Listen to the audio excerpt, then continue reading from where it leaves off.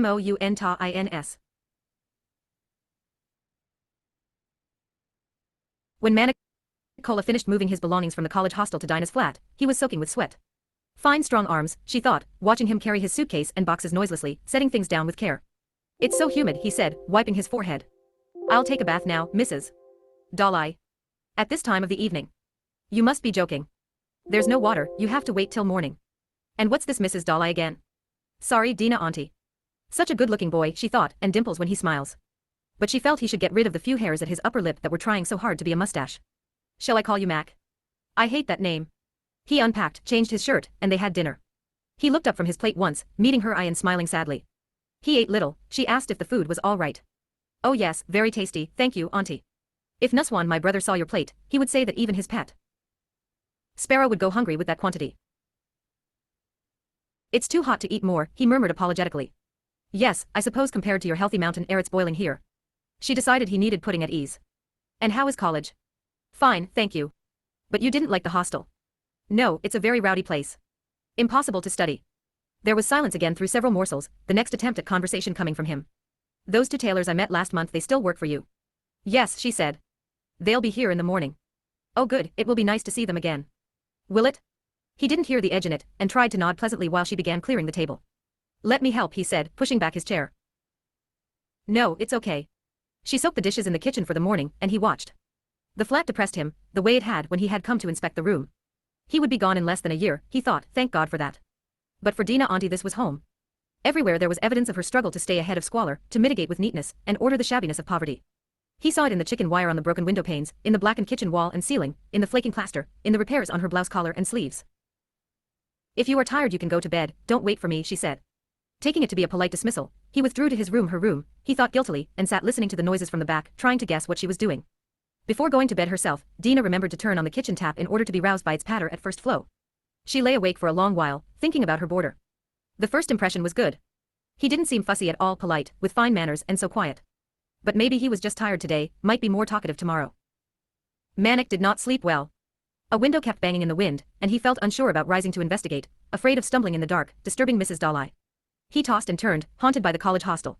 Finally escaped, he thought. But it would have been much better to go straight home. He was up early, the open tap turned out to be his alarm clock as well. After cleaning his teeth he returned to his room, and did push-ups in his underwear, unaware that Dina, having finished in the kitchen, was watching through the half-open door. She admired the horseshoe of his triceps as they formed and dissolved with his ascent and descent. I was right last night, she thought, nice strong arms. And such a handsome body. Then she blushed confusedly, Abin in school with me, young enough to be my son. She turned away from the door. Good morning, auntie. She turned around cautiously, relieved to see he was wearing his clothes. Good morning, Manic. Did you sleep well? Yes, thank you. She acquainted him with the bathroom, and the working of the immersion water heater, then left. He shut the door to undress, moving carefully in the small, unfamiliar space. Hot water steamed, ebullient in the bucket. He tested it with the fingertips, then plunged his hand past the wrist, exulting in the warmth. He realized it was only the dank monsoon day making the steam threaten and clouds so thick, no more scalding than the dreamy mist that would be hugging the mountains at home now. If he shut his eyes he could picture it, at this hour it would be swirling fancifully, encircling the snow-covered peaks. Just after dawn was the best time to observe the slow dance, before the sun was strong enough to snatch away the veil. And he would stand at the window, watch the pink and orange of sunrise, imagine the mist tickling the mountain's ear or chucking it under the chin, or weaving a cap for it. Soon he would hear the familiar sounds from downstairs as his father opened up the store and stepped outside to sweep the porch. First, his father would greet the dogs who had spent the night on the porch. There was never any trouble with the strays, Daddy had an arrangement with them, they could sleep here and feed on scraps so long as they left in the morning. And they always went obediently at first light, albeit with reluctance, after nuzzling his ankles. In the kitchen Mummy would stoke the boiler with shiny black coal, fill the tea kettle, slice the bread, and keep an eye on the stove. At this hour, as the pan hissed and sputtered, the aroma of fried eggs would begin to travel upstairs and to the porch. The appetizing emissary would deliver wordless messages to Manic and his father. Then Manic would leave the moving Miss Panorama and hurry to breakfast, hugging his parents, whispering good morning to each before sitting down at his place.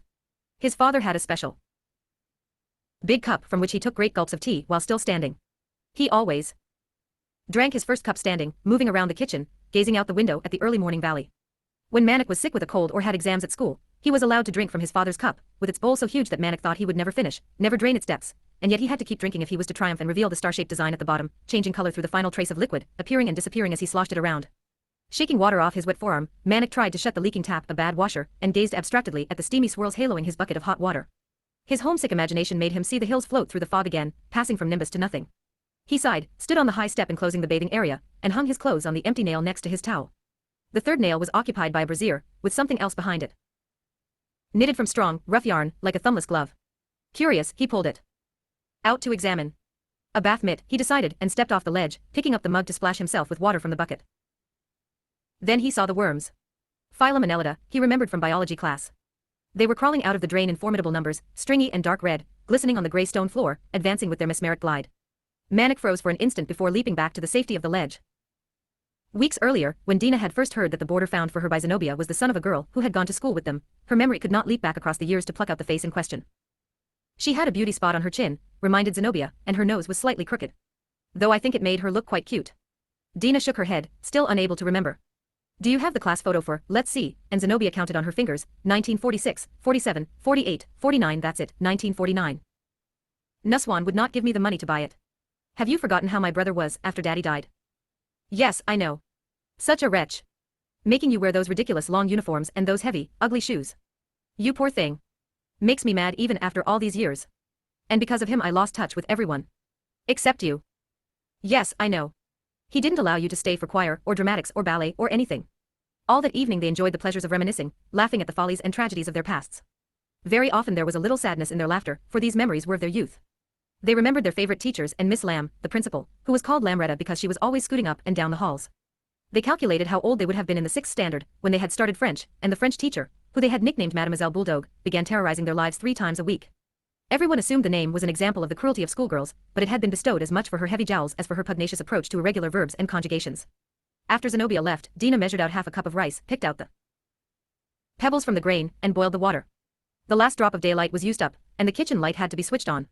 Through the open window she heard a mother calling her children in from play. Then the smell of frying onions swooped in. Everywhere the cooking hour had begun. As the rice cooked, she thought how pleasant it had been to remember her school days better than the brooding and daydreaming she had been doing lately about Nuswan and Ruby, her father's house, her nephews, Xerxes and Zerer, grown men now at 22 and 19, whom she seldom met more than once a year. After dinner, she sat at the window, watching the balloonmen across the road tempt the passing children. Somewhere, a radio began blaring the signature tune for Choice of the People. 8 o'clock, thought Dina, as VJ Korea's voice introduced the first song. She worked on her quilt for an hour or so. Before going to bed she soaked her clothes and left them in the bucket, ready for the morning wash. Zenobia stopped by again the next evening on her way home from the Venus Beauty Salon, and took a large envelope out of her purse. Go on, open it, she said. Oh, it's the class photograph, Dina exclaimed with delight. Look at us all, said Zenobia wistfully. We must have been about 15. She pointed out the girl in the second row. Yes, I remember her now. Abin Sodawala. Though you can't see her beauty spot in this picture. How the girls teased her about it. And that mean poem someone made up, remember? Abin Sodawala has no grace, needs a soda to clean her face. See the spot upon her chin, pick it out with a pointy pin, completed Dina. How stupid we were then, chanting such nonsense. I know.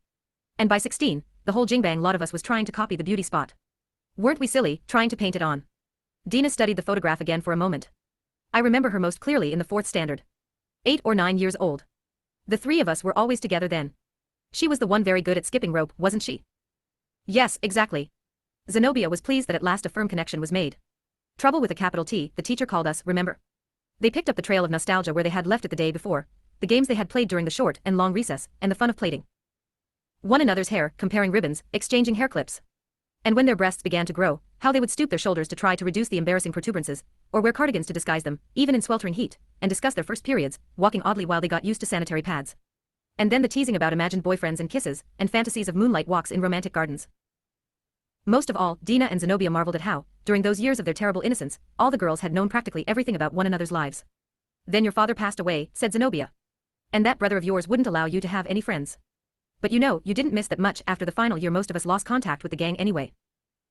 With high school completed, some of their companions had to go to work because their families were poor, others went on to college, and some were not allowed to, because college could be harmful to the lives of soon-to-be wives and mothers. They were kept home to help in the kitchen. If there were no younger sisters to wear the blouse and pinafore of the school uniform, it was cut into kitchen cloths, to wipe the stoves or carry hot pots and pans. Then the ex-schoolgirls were vague, even secretive, when they chanced to meet. There was an air of embarrassment about how they were spending their days, as though they had colluded in a collective betrayal of their youth and childhood. Most of them knew practically nothing about one another's lives. You were the only one I kept in touch with, you and Abin Sodawala, of course, said Zenobia. She continued with the rest of their schoolmates' story, soon after matriculation, Abin had been introduced by family friends to a certain Farrokh Kola, who was visiting the city, and who had a business in the north, far away, in a hill station. The Sodawala family immediately approved of him. How tall and straight stood the young Parsi gentleman, Mr. Sodawala had said, such a fine bearing, thanks to the healthy life in the mountains. Mrs. Sodawala was most impressed by the young gentleman's light pigmentation. Not white like a European ghost, she told her friends, but fair and golden. In view of the possibilities, the Sodawala family took a tactical vacation the following year at the hill station. And in time, the strategy produced the desired results. Abin fell in love with Farah Kola and the natural beauty of the place. Then she married and settled there. She still writes to me once a year, without fail, said Zenobia. That's how I knew she was looking for a room for her son. Which was very lucky for me, said Dina. Thanks for all your help. Don't mention it. But God only knows how Abin has managed to live all these years in some tiny hill town. Especially after being born and brought up in our lovely city. To be honest, I would go crazy. If they have their own business, they must be rich people, said Dina. Zenobia was doubtful. How wealthy can you get these days, with a small shop in some little hill place? Once, though, Manik's family had been extremely wealthy. Fields of grain, orchards of apple and peach, a lucrative contract to supply provisions to cantonments along the frontier, all this was among the inheritance of Farah Kola, and he tended it well, making it increase and multiply for the wife he was to marry and the son who would be born. But long before that eagerly awaited birth, there was another, Goria parturition, when two nations incarnated out of one. A foreigner drew a magic line on a map and called it the new border, it became a river of blood upon the earth. And the orchards, fields, factories, businesses, all on the wrong side of that line, vanished with a wave of the pale conjurer's wand. 10 years later, when Manik was born, Farah Kola, trapped by history, was still traveling regularly to courthouses in the capital, snared in the coils of the government's compensation scheme, while files were shuffled and diplomats shuttled from this country to the other. Between journeys he helped his wife to run their old-fashioned general store in town. The shop was all that remained from his vast fortune, having escaped the cartographic changes by being located on the right side of that magic line. For years the shop had languished, more a hobby or a social club than a business. The real income had come from those other, lost, sources. Now it needed to be nurtured for all it was worth.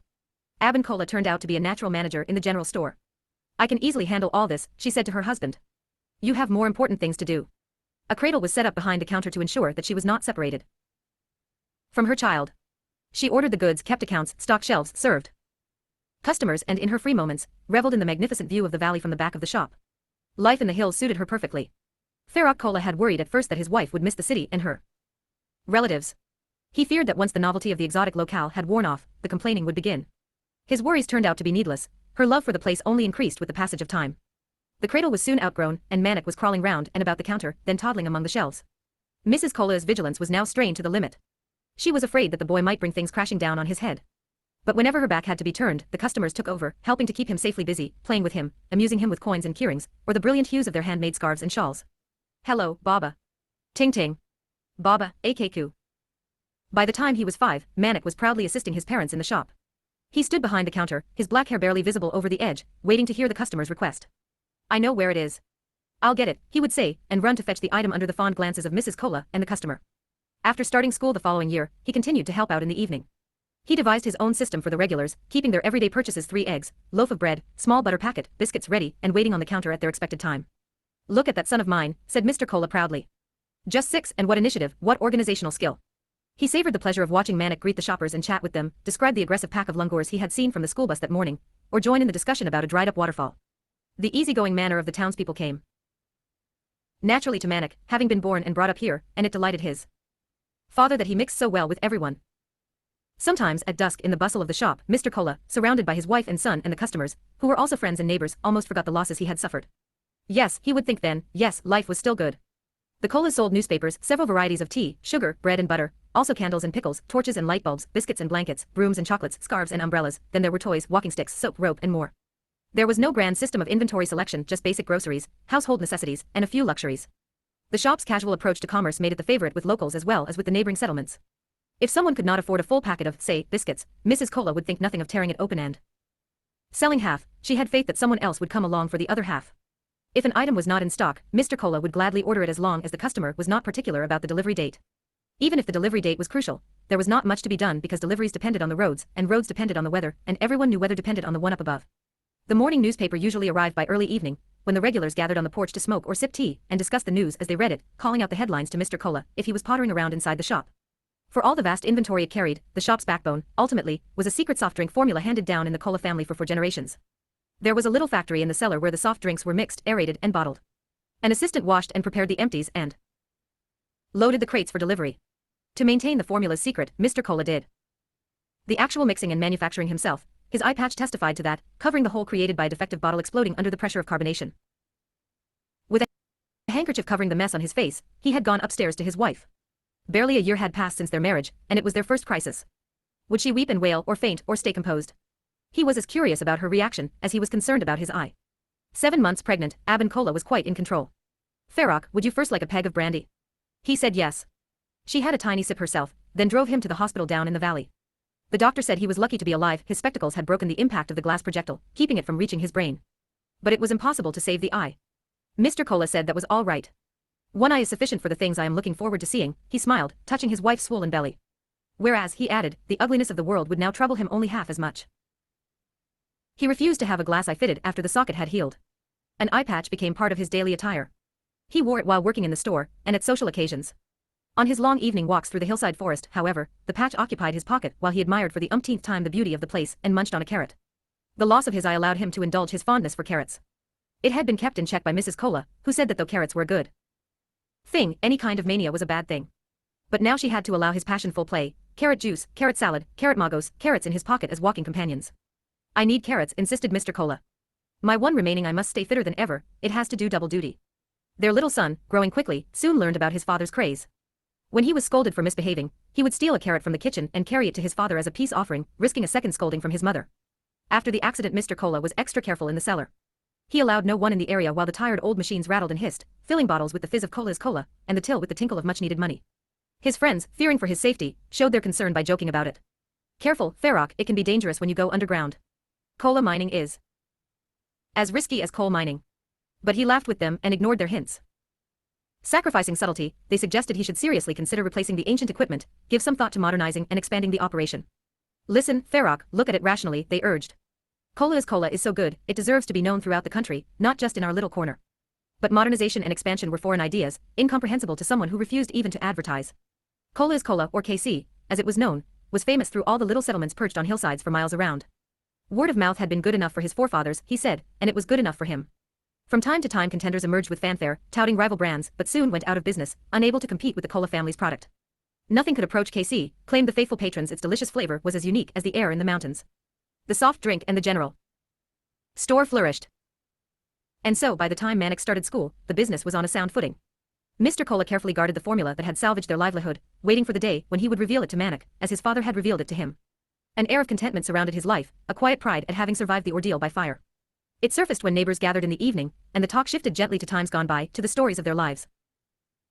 And when Mr. Kola's turn came, he told of his family's glory days, not from self-pity or notions of false grandeur, nor to sing his own achievement in the present, but as a lesson in living life on the borderline. Modern maps could ruin him, but they could not displace his dreams for his family. Of course, the stories had all been heard before, many times over, yet there was always room for one more telling. And Mr. Kola was not the only one guilty of repetition. Most of his and Mrs. Kola's friends were army men and their wives, who, grown used to a lifetime of British-style cantonment living, had chosen to retire here in the hills, unable to countenance a return to dusty plains and smelly cities. They too had oft told tales to tell of bygone days, when discipline was discipline, and not some watered-down version unworthy of the name. When leaders could lead, when everyone knew their place in the scheme of things, and life proceeded in an orderly fashion, without daily being threatened by chaos. When these retired brigadiers, majors, and colonels came to tea at the Kolas, they arrived suited and booted, as they called it, with watches in their fobs and ties around their necks. These trappings might have seemed comical to a nationalist bent of mind, but had talismanic value for their wearers. It was all that stood between them and the disorder knocking at the door. Mr. Kola himself was partial to bow ties. Mrs. Kola served the tea on Ainsley bone china, the cutlery was Sheffield. If it was a special dinner at Navro's or Cordad Sal, she used the Wedgwood set. Such a lovely pattern, said Mrs. Grewal. When will they learn to make such beautiful things in this country? Brigadier and Mrs. Grewal were the Kola's closest neighbors and dropped in fairly often. Mrs. Grewal was also the unchallenged leader of the army wives. Taking the cue from her, someone lightly struck a crystal glass to test the purity of its music. Another inverted a plate to gaze lovingly at the manufacturer's monogram. Praise was lavished in equal portions on the food, and on the bowls and platters that held it. Chaos was successfully kept at bay for yet another day. Later the talk turned, as it had countless times before, to the nightmare that would haunt them to the end of their days. They anatomized the partition, recited the chronology of events, and mourned the senseless slaughter. Brigadier Grewal wondered if the sundered parts would someday be sewn together again. Mr. Kola fingered his patch and said anything was possible. Consolation, as always, was found in muddled criticism of the colonizers who, lacking the stomach for proper conclusions, had departed in a hurry, though the post-mortem was tempered by nostalgia for the old days. After such evenings, Mr. Kola wondered why his air of contentment felt ruffled, not undermined, but as though someone or something was trying to tamper with it. He enjoyed the dinners and tea parties greatly, and would not have absented himself for anything, yet there was a sense of unease, like a smell which should not have been there, of something rotten. It took a day or two for his equilibrium to return. Then he began to feel again that yes, it had been the right decision not to leave his home in the hills, it was still a good place for his family. The air and water is so pure, the mountains so beautiful, and the business is doing very well, wrote he and Mrs. Kola to the relatives who periodically beseeched them to leave. Nowhere else can Manik have better expectations for his future. If Manik had been consulted he would have agreed completely, and never mind the future, the present would have been reason enough for him, for his happy childhood universe. His days were rich and full: school in the morning and afternoon, the general store after that, followed by a walk with his father, late in the evening, when he would stride manfully alongside to keep up, or else daddy would tease him that slow coaches got left behind. But Sundays were the best days. On Sundays a Guddi man called Banu came to tidy the garden behind the house. Manik looked forward all week to being outdoors with Banu, wandering around the property, and doing chores under his direction. The area beyond the first 50 yards, where it began to slope downhill, wild with shrubs and trees and thick undergrowth, was the most interesting. There Banu taught him the names of strange flowers and herbs, things which did not grow near the front of the house with the roses and lilies and marigolds. He pointed out the deadly datura plant, and the one that was its antidote, and leaves that mitigated the poison of certain snakes, others which cured stomach ailments, and the stems whose pulp healed cuts and wounds. He showed Manik how to squeeze a snapdragon to make its jaws open. Late in the year, when the weather turned chilly, they gathered dead twigs and branches as the afternoon drew to a close, and made a small fire. Sometimes Banu brought along his daughter, Suraya, who was the same age as Manik. Then Manik divided his time between chores and play. At noon, Mrs. Kola called the children in for lunch. Suraya was shy about eating at the table, there were no chairs in her house. It was a few visits before she would run in with Manik and readily take her place. Banu continued to eat his food outside. One afternoon, Suraya squatted on the far slope among the bushes. Manik waited out of sight for a moment, then followed her curiously. She smiled as he approached. He heard the soft hiss, and bent over to look. Her little stream had made a frothy puddle. He unbuttoned his pants beside her and produced a fluid arc. I can do susu standing, he said. Laughing, she finished and pulled up her underpants. So can my brother, he also has a small sasodi like yours. It became a ritual from then on to go in the bushes every time Suraya came to work with her father. Gradually, their curiosity led them to closer anatomical examinations. What is it? Asked Mrs. Kola when they came in to tea. Why are you two giggling all the time? Over the next few Sundays she began watching from the kitchen window, and saw them go repeatedly down the slope, where her eyes could not follow. Her attempt to sneak up on them failed. They heard her footsteps before she was anywhere near, and ran out laughing. Later, she confided her suspicions to Mr. Kola. Farrokh, I think you need to keep an eye on Manik.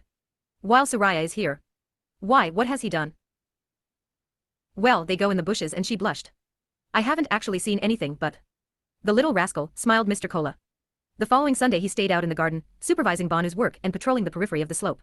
It became part of his routine for the rest of that year. The children had to exercise all their cunning to evade the adult's watchful eye. When Manik completed the 4th standard, Mr. Kola began to investigate the possibility of sending him to a boarding school. The quality of instruction available in the local day school had become quite appalling, Brigadier Grewal and everyone else agreed. A good education is the most important thing, they said. The boarding school they selected was 8 hours away by bus. Manik detested the decision. The thought of leaving the hill station, his entire universe, brought him to a state of panic. I like my school here, he pleaded. And how will I work in the shop in the evening if you send me away? Stop worrying about work, you're only 11, laughed Mr. Kola. You have to enjoy your boyhood first. It will be great fun, living with fellows your own age. You will love the school. And the store will still be here when you come home for holidays. Manik learned to tolerate boarding school but not to love it. He felt an ache of betrayal. Not one day passed without his remembering the house, his parents, the shop, the mountains. He found his classmates very different from the boys he had known. They behaved as though they were better than he. The older boys talked about girls and touched the younger boys. Someone showed him a deck of playing cards that had pictures of naked women. The dark patches between their legs horrified him. It couldn't be, the pictures had to be fake, he thought, remembering the smooth, sweetly whispering whole of Suraya. That's hair, that's the way it's supposed to be, said the older boy. These are genuine photographs. Look, I'll show you. He undid his pants to display his pubic hair, also releasing his tumescent penis from its confines. But you're a boy, it doesn't prove anything about girls, said Manik. He wanted a closer look at the cards. The fellow would not let him unless he did him a favor. He held Manik very close, rubbing against him and moaning. It was a strange sound, thought Manik, as though he was trying to do caca. The cards were handed over after the fellow had spurted. Manik returned home for the Diwali vacation, let 2 days pass, then tried to convince his parents not to send him back. He kept it up till Mr. Kola got annoyed. There will be no more talk on this subject, he said. Manik went to bed without wishing them good night. The omission tormented him for a long time, leaving a hollow that sleep refused to fill. After midnight had struck, he considered going to his parents' room and rectifying his foolish defiance. But pride, and the fear of angering Daddy again, kept him in his own bed. Up at dawn, he hugged his mother by the stove and murmured good morning, then skirted his father at the kitchen window and slipped into his chair. His little lordship is still sulking, said Mr. Kola, smiling. Manik looked down at his cup, frowning into it. He did not want to lose control of his mouth and smile back. It was Sunday and Banu came as usual to work in the garden. Suraya was not with him. Manik tagged along for a while before asking about her. She is with her mother, said Banu. She will be with her from now on. Manik felt another segment of his universe collapse. He did not return to the garden after lunch. Mrs. Kola took him aside and said it was not nice to be unkind to Daddy who loved him so much. What he is doing, sending you to a fine school, is for your own good. You should not think of it as punishment. In the evening, Mr. Kola bade his son sit beside him on the sofa. Boarding school is not forever, he said. Remember, Mummy and I miss you more than you miss us. But what is the choice? You don't want to be ignorant, unable to read or write, like these poor Guddi people who go through their whole lives cold and hungry, with a few sheep or goats struggling to survive. Remember, the slow coach gets left behind. Once you obtain the secondary school certificate in another 6 years, nobody is going to send you away. You will take charge of this business. Manik allowed himself a smile as his father continued, in fact, the sooner it is, the better for me. I can relax and go hiking all day. Next morning at breakfast, Mr. Kola gave him the special big cup to drink from. Then he let him sit behind the till to make change for their customers.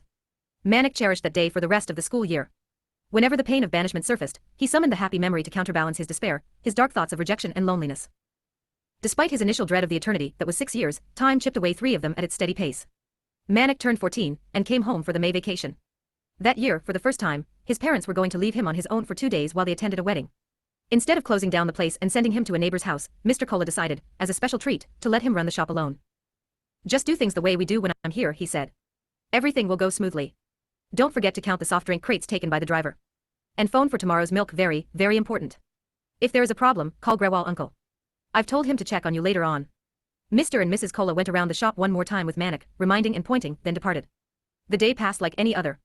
There were flurries of activity followed by periods of calm during which he wiped the glass cases, dusted the shelves, cleaned the counter. The regulars inquired about his parents' absence, and praised his ability. Look at the boy keeping the barracks shipshape. Deserves a medal. Farrokh and Abin could retire tomorrow if they wanted to, said Brigadier Grewal. Nothing to worry about, with Field Marshal Manik in charge of General Store. Everyone present laughed heartily at that. Late in the evening, quiet descended upon the square as daylight began to fade. Manik went to switch on the porch lamp, feeling proud of his day's work.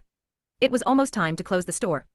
All that remained was to empty the till, count the money, and enter the amount in the book. From the porch he saw the shop's interior and paused. That big glass case in the center, with soaps and talcum powders, it would look much nicer in the front. And the old newspaper table near the entrance, scarred and wobbly, wouldn't it be better off pushed to the side? The idea pursued Manik and seized his imagination while he warmed his food. The more he thought about it, the more it seemed like a smart rearrangement of the display. He could easily manage it alone tonight.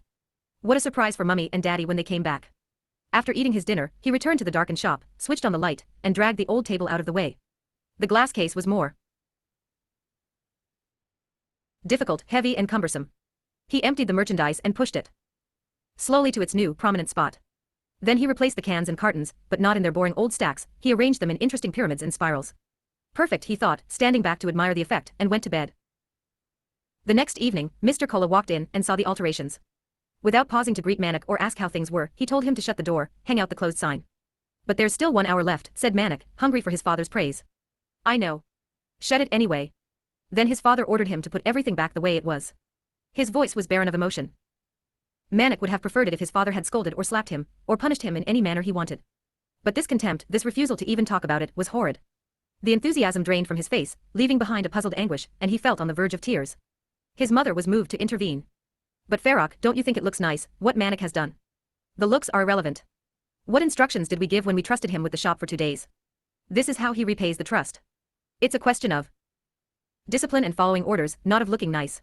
Manik returned the displays to their old places, but for the rest of his school vacation he refused to enter the shop. Daddy doesn't need me, I don't want to be there, he said bitterly to his mother. He only wants a servant in the shop. In bed at night she conveyed to Mr. Kola that Manik's feelings were badly hurt. I am aware of that, he said, facing away from her on the pillow. But he must learn to walk before he can run. It's not good for a boy to think he knows everything before his time. She persevered, and was successful just before the vacation came to an end. Peace was restored between father and son one morning when Mr. Kola started reorganizing one of the glass cases, and called Manik into the shop to ask his opinion. As school reopening day approached, they began working together again in the soft drink factory in the cellar, Manik taking down the cleaned empties, then carrying up the crates of freshly bottled KC.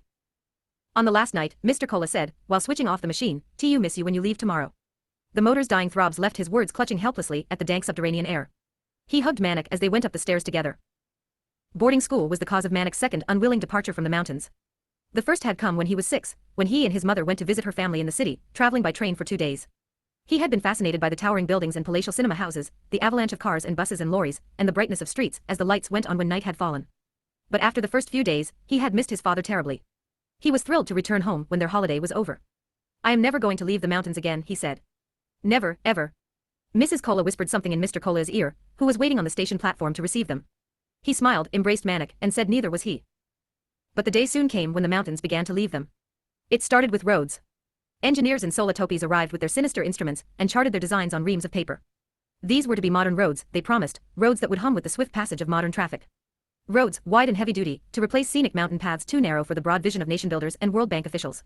One morning, at the worksite, a minister was garlanded as a band played. It was the Bogatbai Nongkatai marching band, 3 brass winds, a pair of snares, and a bass drum. Their uniforms were white, with the letters BNMB in gold braid on their backs. On the bass drum, the initials were painted in red. The band's specialty was wedding processions, and the ministerial program included the paean of the bride's mother, the lament of the bride's mother-in-law, the bridegroom's triumphal progress, an ode to the matchmaker, and a hymn to fertility. But the BNMB expertly adapted the repertoire for the occasion. The drums tattooed away militarily, heralding the march of progress, while the trombone eschewed its mournful matrimonial glissandi in favor of a sunburst staccato. The audience of unemployed villagers cheered on cue, anxious to earn their attendance money. Speeches were delivered from a makeshift platform. The minister swung a golden pickaxe that missed its mark. He grinned at the crowd and swung again. After the dignitaries left, the workers moved in. Progress was slow at first, so slow that Mr. Cola and all the inhabitants of the hills harbored an irrational hope. The work would never be completed, their little haven would remain unscathed. Meanwhile, Brigadier Grewal and he organized meetings for the townspeople where they condemned the flawed development policy, the short-sightedness, the greed that was sacrificing the country's natural beauty to the demon of progress. They signed petitions, lodged their protest with the authorities and waited. But the road continued to inch upwards, swallowing everything in its path. The sides of their beautiful hills were becoming gashed and scarred. From high on the slopes, the advancing tracks looked like rivers of mud defying gravity, as though nature had gone mad. The distant thunder of blasting and the roar of earth-moving machines floated up early in the morning, and the dreaminess of the dawn mist turned to nightmare. Mr. Cola watched helplessly as the asphalting began, changing the brown rivers into black, completing the transmogrification of his beloved birthplace where his forefathers had lived as in paradise. He watched powerlessly while, for the second time, lines on paper ruined the life of the Cola family. Only this time it was an indigenous surveyor's cartogram, not a foreigner's imperial map. When the work was finished, the minister returned to cut the ribbon. In the years since the groundbreaking ceremony, he had grown more corpulent but not less clumsy. He shuffled up to the ribbon and dropped the golden scissors. 7 eager sycophants leapt to the rescue. A tussle ensued, the scissors were wrested away by the strongest of the 7 and restored to the minister. He fixed them all with a fierce glare for calling so much attention to a simple slip, then smiled for the crowd and cut the ribbon with a flourish. The crowd applauded, the Bogatbai Nongkatai marching band struck up, and in the off-key din of the brass winds no one noticed the minister struggling quietly to extricate his pudgy fingers from the scissors. Then the promised rewards began rolling up the road into the mountains. Lorries big as houses transported goods from the cities and fouled the air with their exhaust. Service stations and eating places sprouted along the routes to provide for the machines and their men. And developers began to build luxury hotels. That year, when Manik came home for the holidays, he was puzzled and later alarmed to discover his father perpetually irritable. They found it impossible to get through the day without quarreling, breaking into argument even in the presence of customers. "What's the matter with him?" Manik asked his mother. "When I'm here, he ignores me or fights with me. When I'm at school, he writes letters saying how much he misses me." "You have to understand," said Mrs. Cola, "people change when times change. It does not mean he doesn't love you." For Mrs. Cola, this unhappy vacation would also be remembered as the one during which Manik abandoned his habit of hugging his parents and whispering good morning. The first time that he came down and took his place silently, his mother waited with her back to the table till the pang of rejection had passed, before she would trust her hands with the hot frying pan. His father noticed nothing. Stomach churning, Mr. Cola was absorbed in watching the growth of development in the hills. His friends and he agreed it was a malevolent growth. The possibility of increased business at the general store was no consolation. All his senses were being assaulted by the invasion. The noxious exhaust from lorries was searing his nostrils, he told Mrs. Cola, and the ugly throbbing of their engines was ripping his eardrums to shreds.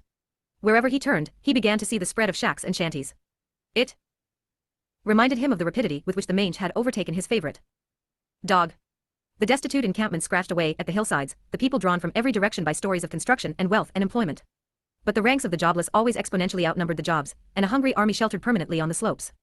The forests were being devoured for firewood, bald patches materialized upon the body of the hills.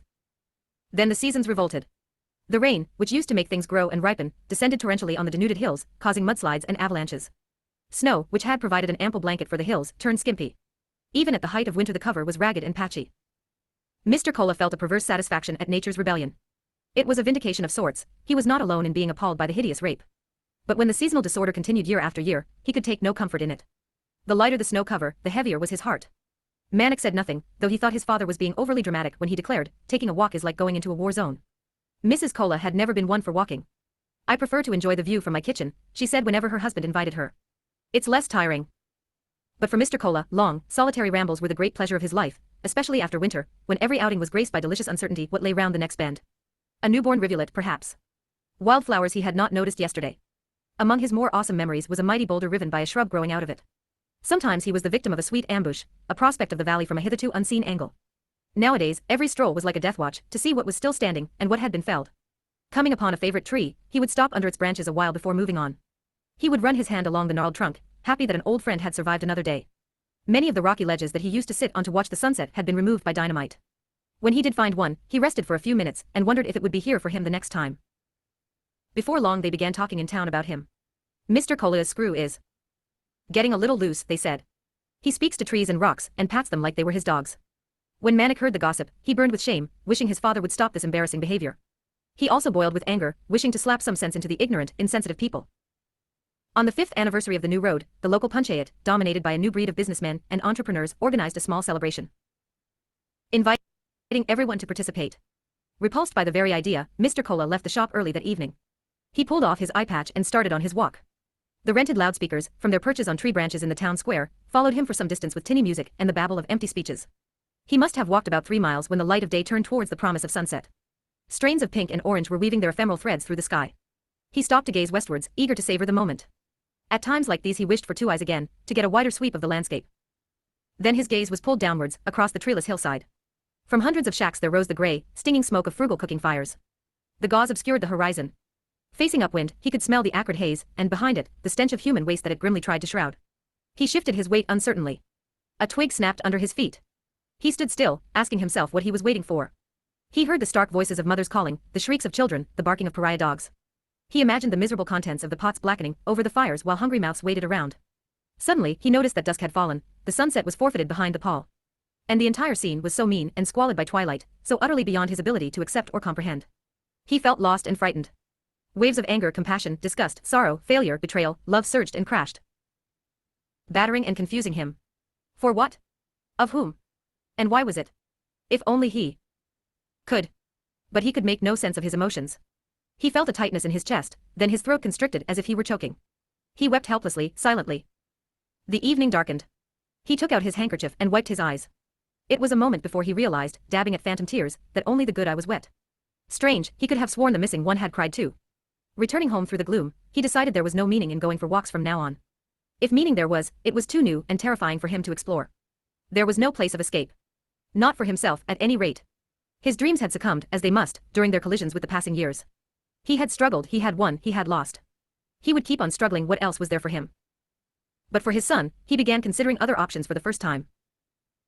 Between them, relations did not improve when Manik came home for the 2-week break before his final term.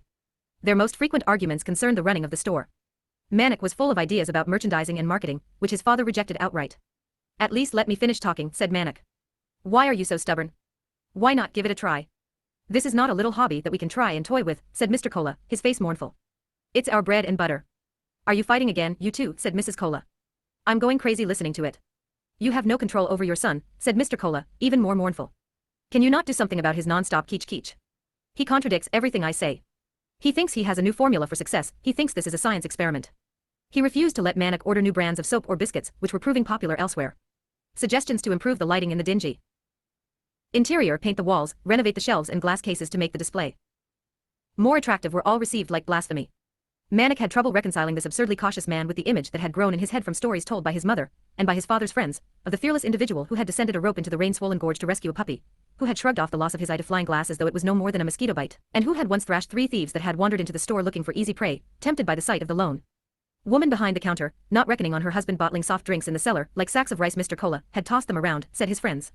And now his father was disintegrating all because of the construction of a silly road. Manik, too, had lately seen the world being remade around him. But with optimism surging through youthful veins, he was certain that things would sort themselves out. He was 15, he was immortal, the hills were eternal. And the general store. It had been there for generations, and would be there for generations more, there was no doubt in his mind. Secretly, Mr. Kola also hoped it would be thus that a miracle would restore the past. But he had read the signs, and the message was unfavorable.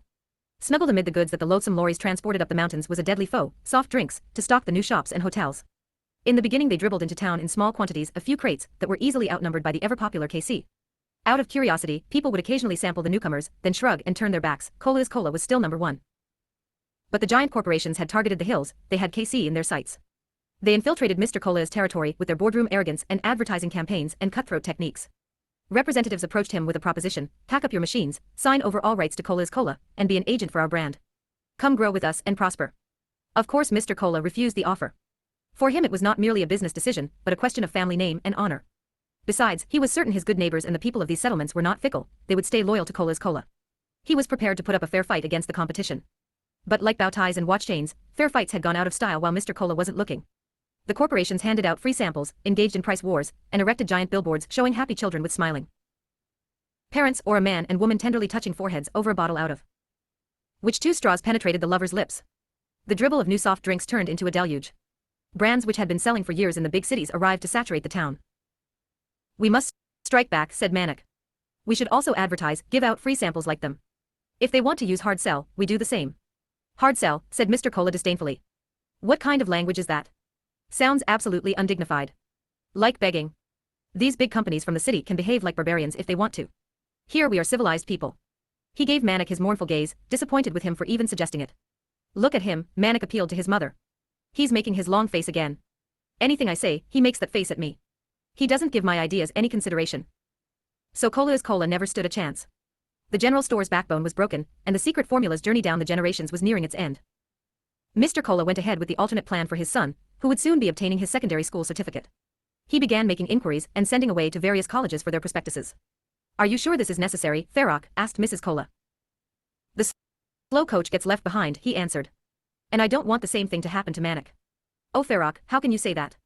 Just look at your success. You lost everything during partition, yet you made such a good life for all of us. How can you call yourself a slow coach?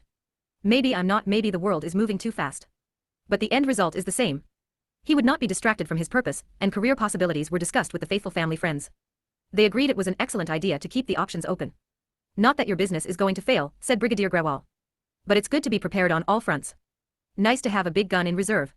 Exactly my thinking, said Mr. Cola. Would be so nice if he could be a doctor or lawyer, said Mrs. Cola, plunging straight into the glamour areas. Or an engineer. Chartered accountant is also very prestigious, said Mrs. Grewal.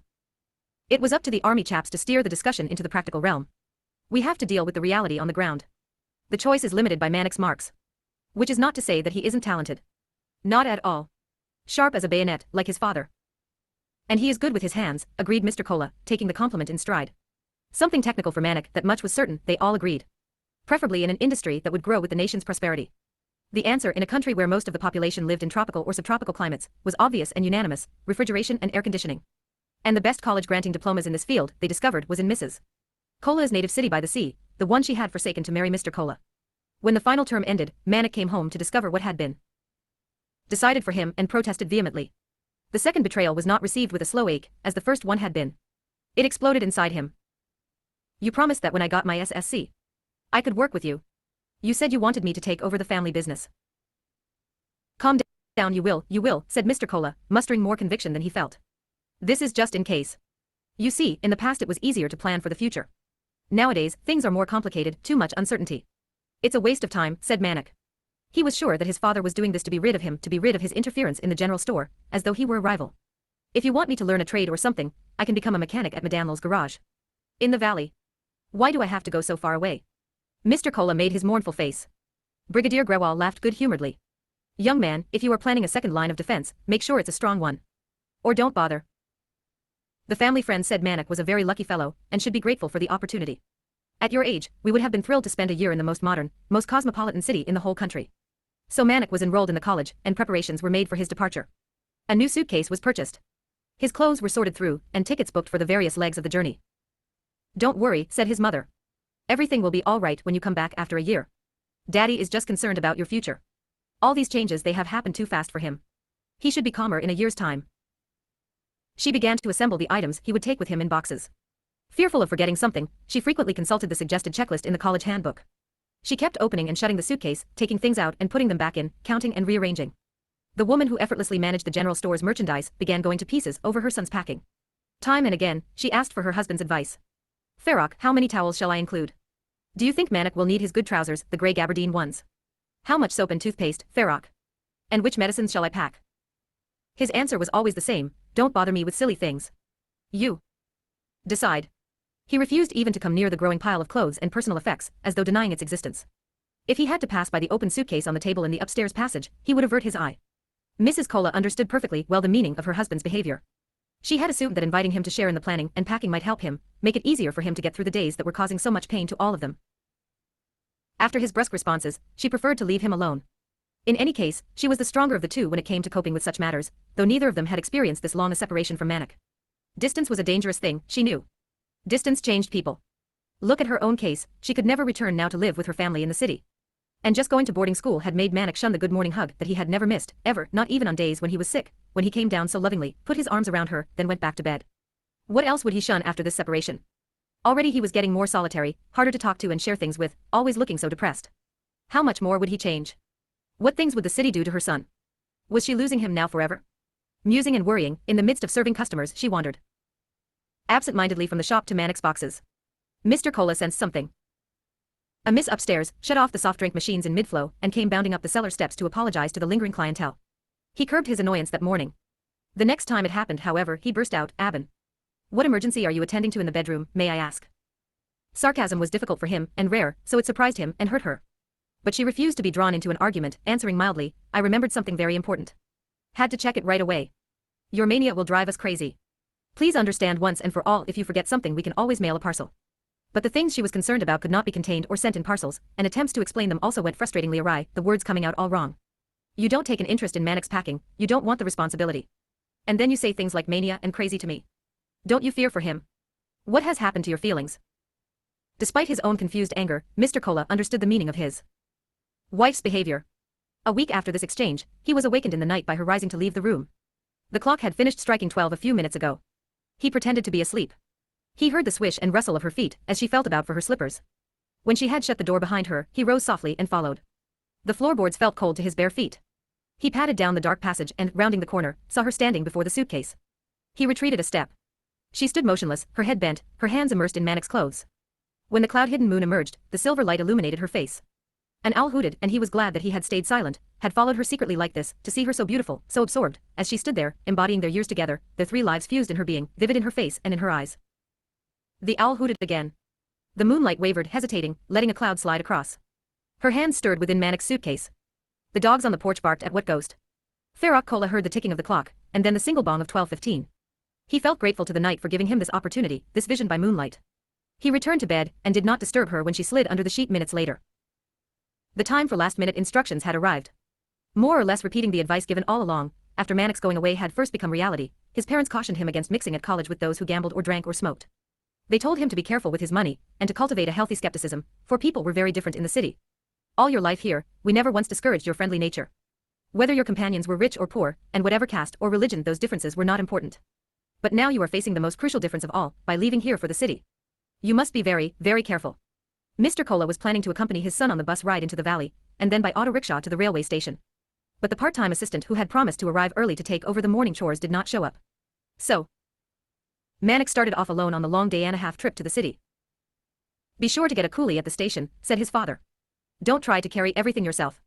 And fix the amount before he touches the luggage. 3 rupees should be enough." "Aren't you going to hug him?" said Mrs. Kola, exasperated, as the two shook hands. "Oh, all right," said Manik, and put his arms around his father. The frontier mail was in the station when the shuddering auto rickshaw drew up at the gate. Manik paid, then followed the coolie over the footbridge to reach the southbound platform. He paused for a moment at the top, the train stretched long and thin underneath him with people scurrying around it.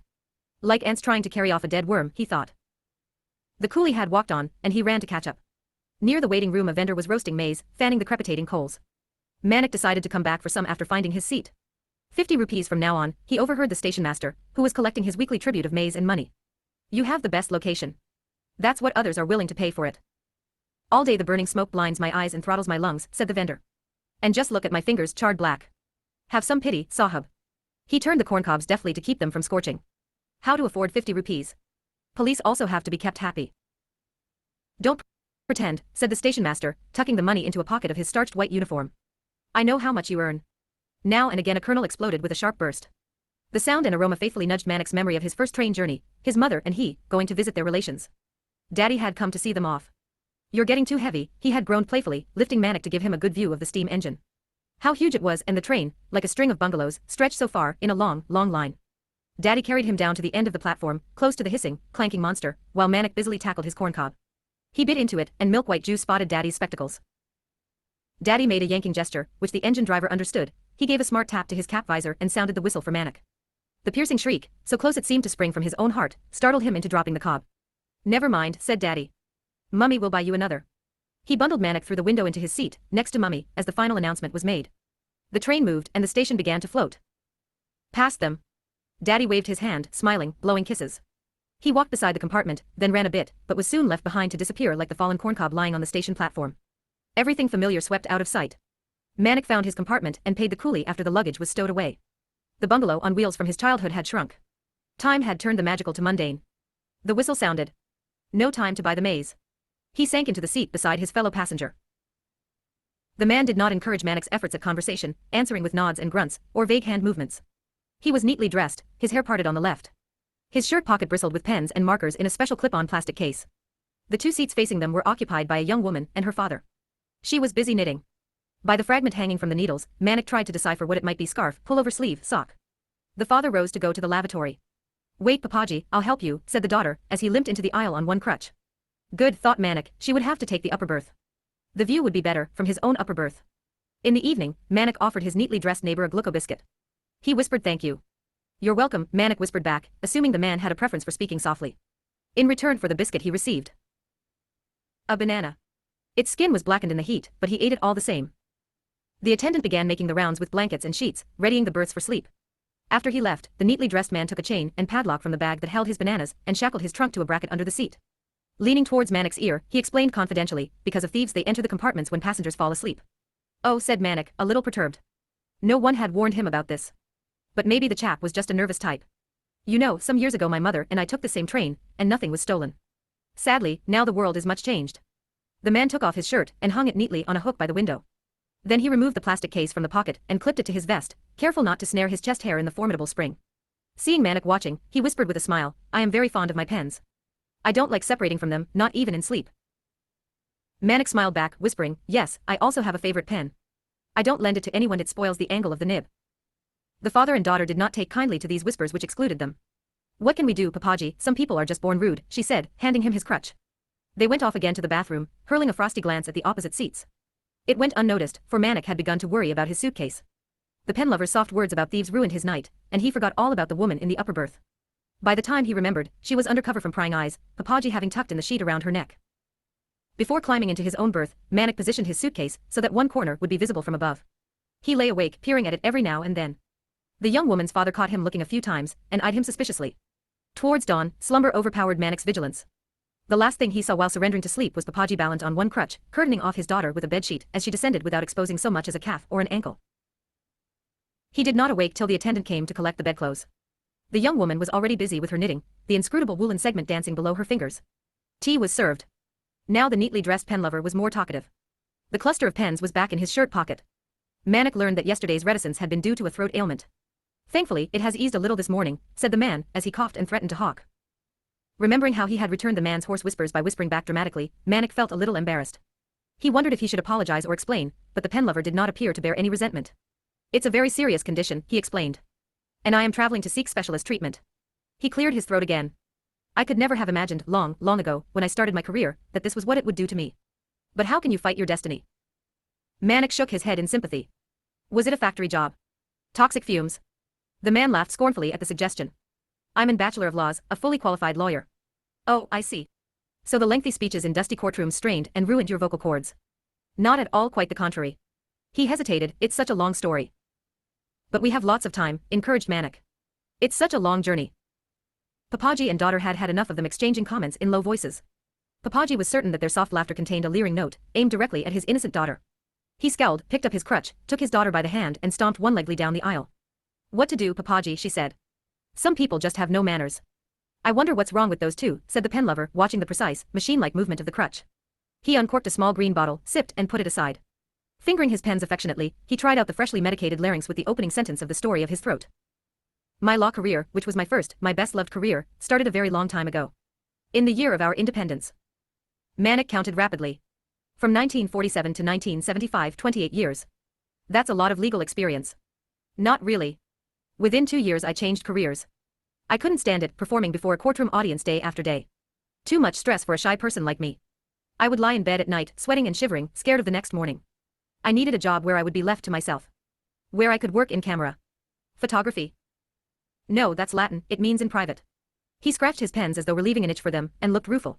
It's a bad habit I have, because of my law training, using these silly phrases instead of good English words. Anyway, seeking privacy, I became a proofreader for the Times of India. How would proofreading ravage the throat? Wondered Manik. But he had already interrupted twice, and made a fool of himself. Better to keep quiet and listen. I was the best they had, the absolute best. The most difficult and important things were saved for my inspection. The editorial page, court proceedings, legal texts, stock market figures. Politicians' speeches, too so boring they could make you drowsy, send you to sleep. And drowsiness is the one great enemy of the proofreader. I have seen it destroy several promising reputations. But nothing was too tricky for me. The letters sailed before my eyes, line after line, orderly fleets upon an ocean of newsprint. Sometimes I felt like a Lord High Admiral, in supreme command of the printer's navy. And within months I was promoted to chief proofreader. My night sweats disappeared, I slept well. For 24 years I held the position. I was happy in my little cubicle, my kingdom, with my desk, my chair, and my reading light. What more could anyone want? Nothing, said Manik. Exactly. But kingdoms don't last forever, not even modest little cubicle kingdoms. One day it happened, without warning. What? Disaster. I was checking an editorial about a state assembly member who made a personal fortune out of the drought relief project. My eyes began to itch and water. Thinking nothing of it, I rubbed them, wiped them dry, and resumed my work. Within seconds they were wet again. I dried them once more. But it kept on happening, on. And it was no longer a tear or two which could be ignored, but a continuous stream. Soon, my concerned colleagues were gathered around me. They crowded my little cubicle, pouring comfort upon what they thought was grief. They presumed that reading about the sorry state of the nation, day after day about the corruption, the natural calamities, the economic crises had finally broken me. That I was dissolving in a fit of sorrow and despair. They were wrong, of course. I would never let emotions stand in the way of my professional duties. Mind you, I'm not saying a proofreader must be heartless. I'm not denying that I often felt like weeping at what I read, stories of misery, caste violence, government callousness, official arrogance, police brutality. I'm certain many of us felt that way, and an emotional outburst would be quite normal. But too long a sacrifice can make a stone of the heart, as my favorite poet has written. Who's that? W.B. Yeats. And I think that sometimes normal behavior has to be suppressed, in order to carry on. I'm not sure, said Manik. Wouldn't it be better to respond honestly instead of hiding it? Maybe if everyone in the country was angry or upset, it might change things, force the politicians to behave properly. The man's eyes lit up at the challenge, relishing the opportunity to argue. In theory, yes, I would agree with you. But in practice, it might lead to the onset of more major disasters. Just try to imagine 600 million raging, howling, sobbing humans. Everyone in the country, including airline pilots, engine drivers, bus and tram conductors, all losing control of themselves. What a catastrophe. Airplanes falling from the skies, trains going off the tracks, boats sinking, buses and lorries and cars crashing. Chaos. Complete chaos. He paused to give Manik's imagination time to fill in the details of the anarchy he had unleashed. And please also remember, scientists haven't done any research on the effects of mass hysteria and mass suicide upon the environment. Not on this subcontinental scale. If a butterfly's wings can create atmospheric disturbances halfway round the world, who knows what might happen in our case? Storms. Cyclones. Tidal waves. What about the land mass, would it quake in empathy? Would the mountains explode? What about rivers, would the tears from 1,200 million eyes cause them to rise and flood? He took another sip from the green bottle. No, it's too dangerous. Better to carry on in the usual way. He corked the bottle and wiped his lips. To get back to the facts. There I was with the day's proofs before me, and my eyes leaking copiously. Not one word was readable. The text, the disciplined rows and columns, were suddenly in mutiny, the letters pitching and tossing, disintegrating in a sea of stormy paper. He passed his hand across his eyes, reliving that fateful day, then stroked his pens comfortingly, as though they too might be upset by the evocation of those painful events. Manik took the opportunity to slip in a bit of praise, to ensure that the story continued. You know, you're the first proofreader I've met. I would have guessed they'd be very dull people, but you speak so differently. Almost like a poet. And why shouldn't I? For 24 years, the triumphs and tragedies of our country quickened my breath, making my pulse sing with joy or quiver with sorrow. In 24 years of proofreading, flocks of words flew into my head through the windows of my soul. Some of them stayed on and built nests in there. Why should I not speak like a poet, with a commonwealth of language at my disposal, constantly invigorated by new arrivals? He gave a mighty sigh. Until that wet day, of course, when it was all over. When the windows were slammed shut. And the ophthalmologist sentenced me to impotence, saying that my proofreading days were behind me. Couldn't he give you new spectacles or something? That wouldn't have helped. The trouble was, my eyes had become virulently allergic to printing ink. He spread his hands in a gesture of emptiness. The nectar that nurtured me had turned to poison. Then what did you do? What can anyone do in such circumstances? Accept it and go on. Please always remember, the secret of survival is to embrace change and to adapt. 2. Quote, all things fall and are built again, and those that build them again are gay. Yeats, guessed Manik. The proofreader nodded. You see, you cannot draw lines and compartments and refuse to budge beyond them. Sometimes you have to use your failures as stepping stones to success. You have to maintain a fine balance between hope and despair. He paused, considering what he had just said. Yes, he repeated. In the end, it's all a question of balance. Manik nodded. All the same, you must have missed your work very much. Well, not really, he dismissed the sympathy. Not the work itself. Most of the stuff in the newspaper was pure garbage. A great quantity of that which entered through the windows of my soul was quickly evacuated by the trapdoor. This seemed to Manik to contradict what the man had said earlier. Perhaps the lawyer behind the proofreader was still active, able to argue both sides of the question. A few good things I kept, and I still have them. The proofreader tapped audibly, first on his forehead, then on his plastic pen case. No rubbish or bats in my belfry, no dried-up pens in my pocket case. The thump of the single crutch signaled the return down the aisle of Papaji and daughter. Manik and the proofreader greeted them with pleasant smiles. But they were not to be so easily placated. While passing through to his seat, Papaji lunged with his crutch at the proofreader's foot. He would have successfully speared it had the proofreader not anticipated the attack. Sorry, said Papaji, gruff with disappointment. What to do, clumsy mistakes happen when you have only one good leg in a world of two legs.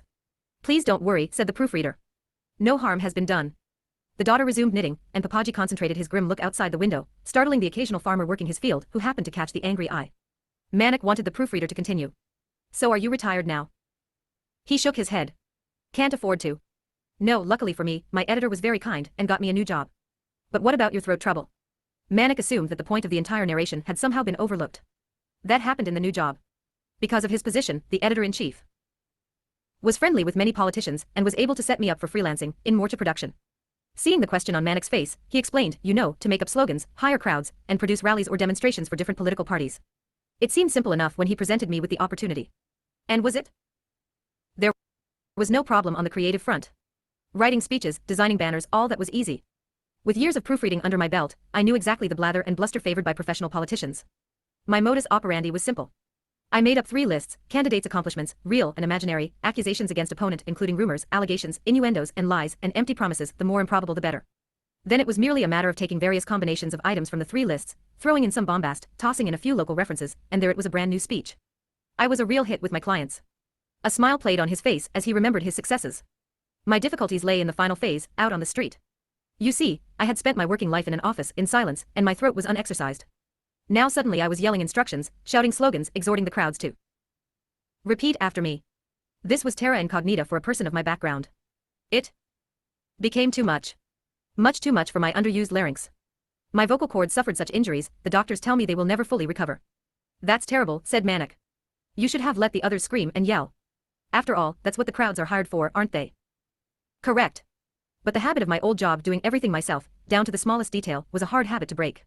I could not leave it to the rented crowd to do the shouting. After all, the success of a demonstration is measured in decibels. Clever slogans and smart banners alone will not do it. So I felt I must lead by example, employ my voice enthusiastically, volley and thunder, beseech the heavens, curse the forces of evil, shriek the praises of the benefactor, bellow and clamor and cry and cheer till victory was mine. Excited by his remembrances, the proofreader forgot his limitations and began raising his voice. He plucked a pen from his pocket and gesticulated with it like a conductor's baton. Then his symphonic descriptions were cut short by a violent fit of hacking and choking and gasping. Papaji and daughter cringed, shrinking backwards into their seats, fearing contagion from the vile-sounding cough. What to do? Papaji sniffed the daughter, covering her nose and mouth with her sari. Some people just have no concern for those around them. So shamelessly spreading their germs. The proofreader caught his breath and said, You see the extent of my suffering. This is the result of the morcha profession. A second impotence. He lifted his hands and clutched himself round the neck. You could say that I have cut my own throat. Manik laughed appreciatively, but the proofreader had not intended to be humorous. I have learned from my experience, he said with gravity. Now I keep a strong-throated assistant at my side, to whom I whisper my instructions. I teach him the phrasing, the cadence, the stressed and unstressed syllables. Then he leads the shouting brigades on my behalf. And his throat is okay, no problems. Yes, quite okay on the whole. He used to be a sergeant major before he left the army. Still, I have to keep him supplied with mentholat throat lozenges. In fact, he is meeting me at the station. There is always a lot of demand in the city for morchas. Various groups are in a state of perpetual agitation for more food, less taxes, higher wages, lower prices. So we will also do some business while I get my medical treatment. Towards the end of the story, his voice sank to the feeble whisper that he had struggled to produce last night, and Manik asked him to please not strain himself any further. You're quite right, said the proofreader. I should have stopped talking ages ago. By the way, my name is Vasantarao Valmiki, and he held out his hand. Manik Kola, he replied, shaking it, while Papaji and daughter looked the other way, wanting to take no part in an introduction with these two ill-mannered individuals. It was 36 hours after leaving home that Manik arrived in the city, clothes covered in dust and eyes smarting. His nose ached and his throat felt raw. He wondered what additional damage the journey had inflicted on the poor proofreader's ravaged vocal cords. "Bye-bye, Mr. Valmiki, all the best," he said, struggling outside with his suitcase and boxes. Standing woebegone on the platform, looking around for his retired sergeant major, Vasantarao Valmiki was hardly able to croak a reply. He raised a hand in farewell, which stroked his pens on the way down. Manik's taxi from the train station to the college hostel made a small detour around an accident. An old man had been hit by a bus. The conductor flagged down passing buses, transferring his passengers while waiting for the police and ambulance. "Have to be young and quick to cross the street," mused the taxi driver. "True," said Manik. "Bastard bus drivers, they buy their license with bribes without passing the test." The driver took an angrier tone, moving into the opposing lane of traffic to overtake. "Should all be sent to jail." "You're right," said Manik, only half listening. Filtered through his exhaustion, the city seemed to roll past the taxi window like the frames of a film reel. On the pavement, children were pelting pebbles at a dog and bitch joined in copulation. Someone emptied a bucket over the animals to separate them. The taxi narrowly missed hitting the dog as it darted into traffic. At the next signal light, police were arresting a man who had been beaten up by a gang of 6 or 7 young fellows. The Mohalla's residents had spilled into the road to witness the culmination of the drama. "What happened?" the taxi driver leaned out his window to ask an onlooker. "Threw acid in his wife's face." The signal changed before they found out why. The driver speculated that maybe she was fooling around with another man, or she may have burnt the husband's dinner. "Some people are cracked enough to do anything." "Could have been a dowry quarrel," said Manik. "Maybe. But in those cases they usually use kerosene in the kitchen." It was late evening when Manik reached the hostel. At the warden's office he was given his room number, keys, and a list of rules. "Please always keep room locked. Please do not write or scratch on walls with sharp instruments. Please do not bring female visitors of the opposite sex into rooms. Please do not throw rubbish from windows. Please observe silence at night time." He crumpled the cyclo-styled list and tossed it on the little desk. Too enervated to eat or wash, he unpacked a white bedsheet and went to sleep. Something crawling along his calf woke him. He rose on one elbow to deliver a furious swat below the knee. It was dark outside. He shivered and his heart thumped wildly with the panic of not being able to remember where he was. Why had his bedroom window shrunk? And where was the valley that should lie beyond it, with pinpoints of light dancing in the night and the mountains looming darkly in the distance? Why had everything vanished? Relief covered him like a blanket as his eyes were able to trace the outline of his luggage on the floor. He had traveled by train. Traveling made everything familiar vanish. How long had he slept, hours or minutes? He peered at his watch to unravel the puzzle, pondering the glowing numbers. He started, suddenly remembering what it was that had woken him. The crawling thing on his leg. He jumped out of bed, kicked the suitcase, knocked into the chair, and felt around frantically on the wall. The switch. Click. His finger gave life to the naked ceiling bulb, and the bedsheet gleamed like a fresh, dazzling snowfield. Except for the side where he had slept, smudged by the dust from his face and clothes. Then he saw it on the edge of the white expanse. Under the glare of the light it scuttled towards the gap between bed and wall. He grabbed a shoe and smacked wildly in its general direction. It was a very poor shot, the cockroach disappeared. Chagrined, he fought off his fatigue and tackled the problem with more determination. He pulled the bed away from the wall, slowly, not to alarm the fugitive, till there was a space for him to squeeze in. The exposed bit of floor revealed a conference of cockroaches. He crouched stealthily, raised his arm, and unleashed a flurry of blows. 3 succumbed to his shoe, the rest disappeared under the bed. He got down on his hands and knees, resolved that they would not escape to haunt him later. Meanwhile, his ankle began to itch, and his scratching fingers felt a red swelling. He discovered similar itchy bumps on his arms. There was a knock on the door. He hesitated, loath to leave his prey if they managed to hide, he would be at their mercy for the rest of the night. A voice called, "Hi. Everything okay?" Manik crawled out from under the bed and opened the door. "Hi," said the visitor. "I'm Avinash. From the next room." He put out his right hand, the left held a spray pump. "I'm Manik." He dropped the shoe and shook hands, then glanced quickly over his shoulder in case the enemy was trying to flee. "Heard the banging," said Avinash. "Cockroaches, right." Manik nodded, picking up his shoe again. "Relax, I got you some advanced technology." Grinning, he held up the spray pump. "Thanks, but it's okay," said Manik, vigorously scratching the red trophies on his arms. "I killed 3 and..." "You don't know this place. Kill 3, and 3 dozen will arrive marching in single file to take revenge. It's like a Hitchcock movie." He laughed and came closer, lightly touching the red bumps on Manik's arms. "Bed bugs." His advice was to fumigate the room, and wait outside for 45 minutes. "It's the only way you'll be able to sleep tonight, believe me. This is my 3rd year in the hostel." They removed the sheet, lifted the mattress and treated the frame and slats. The rest of the room was also sprayed along the window ledge in the corners inside the cupboard. The suitcase and boxes were moved to Avinash's room, to keep the bugs and cockroaches from seeking refuge in them. "I feel bad using up so much of your spray," said Manik. "Don't worry, you'll have to buy your own can of flit. You can do mine later. The rooms need spraying at least once a week." They settled down to wait for the insects to die, Manik on the only chair, Avinash on the bed. So he said, leaning back upon his elbows. Thanks for your help. It's okay, Yar, no big deal. There was a pause to see which way the conversation would go. It didn't. You want to play chess or drafts or something to pass the time? Okay, drafts. Manik liked his eyes, the way they looked directly into his. It was easier to start talking once they began the game, their heads bowed over the board. So where are you from? Asked Avinash, obtaining his first king. The account of the hill station, the settlements, the mountains, the Lungurs, the snow fascinated Avinash. He confessed, as he won the game and set up the board again, that he had never traveled anywhere. The house was built by my great-grandfather, on a hill, continued Manik. And because of the steep slope, we have steel cables to keep it tied in place. Wait a sec, you think I was born yesterday? No, really. There was an earthquake, and the foundation shifted downhill. That's why the cables were connected. He explained how the repair work had been done, and described technical details. His earnestness convinced Avinash. The idea of a house on a leash, tethered to mountain rock, amused him. Sounds like a house with suicidal tendencies. They laughed. Avinash moved up one of his men and said, crown me. A few moves later, he won again. So what does your father do? We have a shop. Ah, a businessman. Must be making solid money, sending you all the way here to study. The slight jeer in his voice offended Manik. It's just a small store, and very hard work for my parents. They sent me to study because the business is going downhill and... They looked up at the same instant, laughing at his chosen word. Manik decided he had answered enough questions. What about you? You're also studying here, your father must be well off to afford it. Sorry to disappoint you. I got a scholarship. Congratulations. Manik contemplated his next move. And what does your father do? Employed in a textile mill. He's the manager. Avinash shook his head. Accountant. He operates the machinery. He's been running a fucking loom for 30 years, okay. His voice shook on the brink of a rage, then he calmed down. I'm sorry, said Manik, I didn't mean to. Why sorry? I'm not ashamed of the truth. I should be sorry that I have no more interesting story than this. No mountains, no snow, no runaway houses, just a father who has given his years to the mill, and got TB in exchange. They turned their faces to the board again, and Avinash kept talking. After winning the scholarship, he had been looking forward to his own room in the hostel. All his life he had lived with his parents and 3 sisters in a one-room and kitchen rented to them by the mill. His father had had tuberculosis for a few years now, but was forced to keep working amid the dust and fibers to support the family.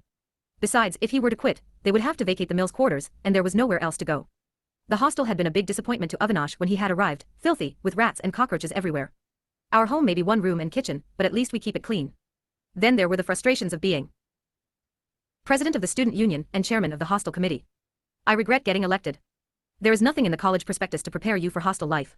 What do you mean? I don't want to spoil your first day by describing it. What you've seen so far is nothing. But if students took an interest, demanded improvement, the bathrooms and toilets would easily be repaired. The money for maintenance is all going into someone's pocket. Just like the canteen. The caterer has a fat contract and provides garbage for the students. But you get to choose your garbage, veg or non-veg. I'm not fussy about food, said Manik bravely. Avinash laughed. We'll see. Actually, it's not much of a choice. I think the veg food is the same as non-veg but minus the gristle and bone. Manik concentrated, he thought one of his men was at last going to breach the defenses. The trouble is, said Avinash, devouring the hopeful piece, most of the students in the hostel are from poor families. They are afraid to complain, all they want is to finish their studies and find a job so they can look after their parents and brothers and sisters. Foiled again, Manik crowned another king for Avinash and lost the game. 2 moves later. He didn't mind that he kept losing, because his opponent did not gloat. You look sleepy, said Avinash. No wonder you can't focus on the game. It's okay, let's play one more. But you know, you are different from the other students. Avinash laughed. How can you tell? You've just arrived. Manik considered, running a finger around the concentric grooves that embellished the surface of the draftsman. Because of everything you just said. Because you became the president to improve things. Avinash shrugged. I don't think so. I'm planning to resign. I should be spending my time and energy on studies. I was the first one ever to finish high school in our family. Everyone's relying on me. My 3 young sisters, too. I must collect money for their dowries, or they won't be able to get married. He paused, smiling. When they were small they used to bite my fingers, when I helped my mother to feed them. He laughed at the memory. My father says that all the blood he spits will not be in vain if I get my degree and a good job. They raised their faces from the board, and Avinash fell silent. It had been easy to keep talking while their eyes were glued to the pieces. The logic of the checkered board had been in control, towing both the game and the conversation. Now the thread was broken. Embarrassment and awkwardness came tumbling out. I must unpack. Your room should be fine now. Let's check. They carried back the suitcase and boxes, swept up the dead cockroaches and made the bed. Don't push it to the wall again, said Avinash. Safer to leave at least a foot. He also suggested immersing the bed's legs in cans of water to discourage things from climbing up. We can do that tomorrow. You'll be okay for tonight. Manik complained to the warden's office that nothing happened when he pulled the chain in the toilet. That's because there is no water supply for the flush tank, said the clerk, looking up from scotch taping some torn documents. The building contractor did not connect the pipes to save money. College has taken him to court. But don't worry, the sweeper who cleans the bathrooms is looking after the problem. How? With buckets of water. What time does the sweeper come? Before the hostel awakes 4 a.m., sometimes 5 a.m. Manik immediately made a firm resolution to be first in the toilet every morning, no matter how early he had to rise for that privilege. The next day, hearing him up before dawn, Avinash came to check. What's wrong? Are you sick or something? No, I'm fine. Why? Do you know what time it is? 5:15. I know. But I hate someone's shit staring me in the face when I go to the toilet. Avinash was annoyed that he had dragged himself out of bed for no reason. Then laughed. You rich boys. When will you get used to reality? I told you I'm not rich. The bathroom at home is plain, just like this. But there's water in the flush. And not such a stink. The problem with you is, you see too much and smell too much. This is big city life, no more beautiful snow-covered mountains. You have to learn to curb your sissy eyes and nose. And another thing you better be prepared for is ragging. Oh no, said Manik, remembering his boarding school. Haven't these fellows grown up yet? What do? Pour water in the bed? Salt in the tea? Something like that. In his letter home at the end of the week, Manik was hard-pressed to find things to say that would not be mistaken for whining. He didn't want Brigadier and Mrs. Grewal, and all the others who would share the letter, to think he was a softy who couldn't manage by himself. After the first fortnight, however, when Avinash and he had become good friends, he could almost believe what he had been told before leaving home, that he would have an enjoyable time in college. One evening, over drafts, Manik confessed his ignorance of chess. Avinash said he could teach him in 3 days. That is, if you're seriously interested in learning the game. Since they were both non-vegetarian and sat in the same section of the dining hall, the chess lesson began during dinner, with paper and pencil. Manik said the diversion made the canteen swill easier to swallow. Now you're learning, said Avinash. That's the secret to distract your senses. Have I told you my theory about them? I think that our sight, smell, taste, touch, hearing are all calibrated for the enjoyment of a perfect world. But since the world is imperfect, we must put blinders on the senses. The world of the hostel is more than just imperfect. It's a gigantic deformity. After eating, they adjourned to the common room, where it was still quiet. A few students were gathered around the carom board. Each time the striker slammed into the ledge and rebounded, the spectators followed with a murmur of approval or commiseration. Another group came in, laughing and boisterous, and started a game of capping the fan, tossing a pen cap at the slow ceiling fan, and trying to land it on one of the 3 blades. After several attempts, the game's originator climbed onto a chair, arrested the fan, and placed the pen cap on it. They turned up the speed to raucous cheers as the cap came flying off. Next, they grabbed one among them and raised him towards the fan, threatening to shove him into the blades. He shrieked and howled out of fear, and also because it was expected of him. Manik and Avinash watched their antics for a while, then went upstairs to continue the chess lesson. Avinash's chessmen were waiting on his desk, in a plywood box with a maroon, high-gloss varnish. Removing the sliding lid, he emptied the box onto the board. The plastic pieces that tumbled out were crudely molded, green felt lined their bases. Manik noticed a sheet of paper face down in the bottom of the box and flipped it over. Hey, that's private, said Avinash. Solid, said Manik, reading the certificate in admiration. The set had been awarded as first prize in the 1972 interclass chess tournament.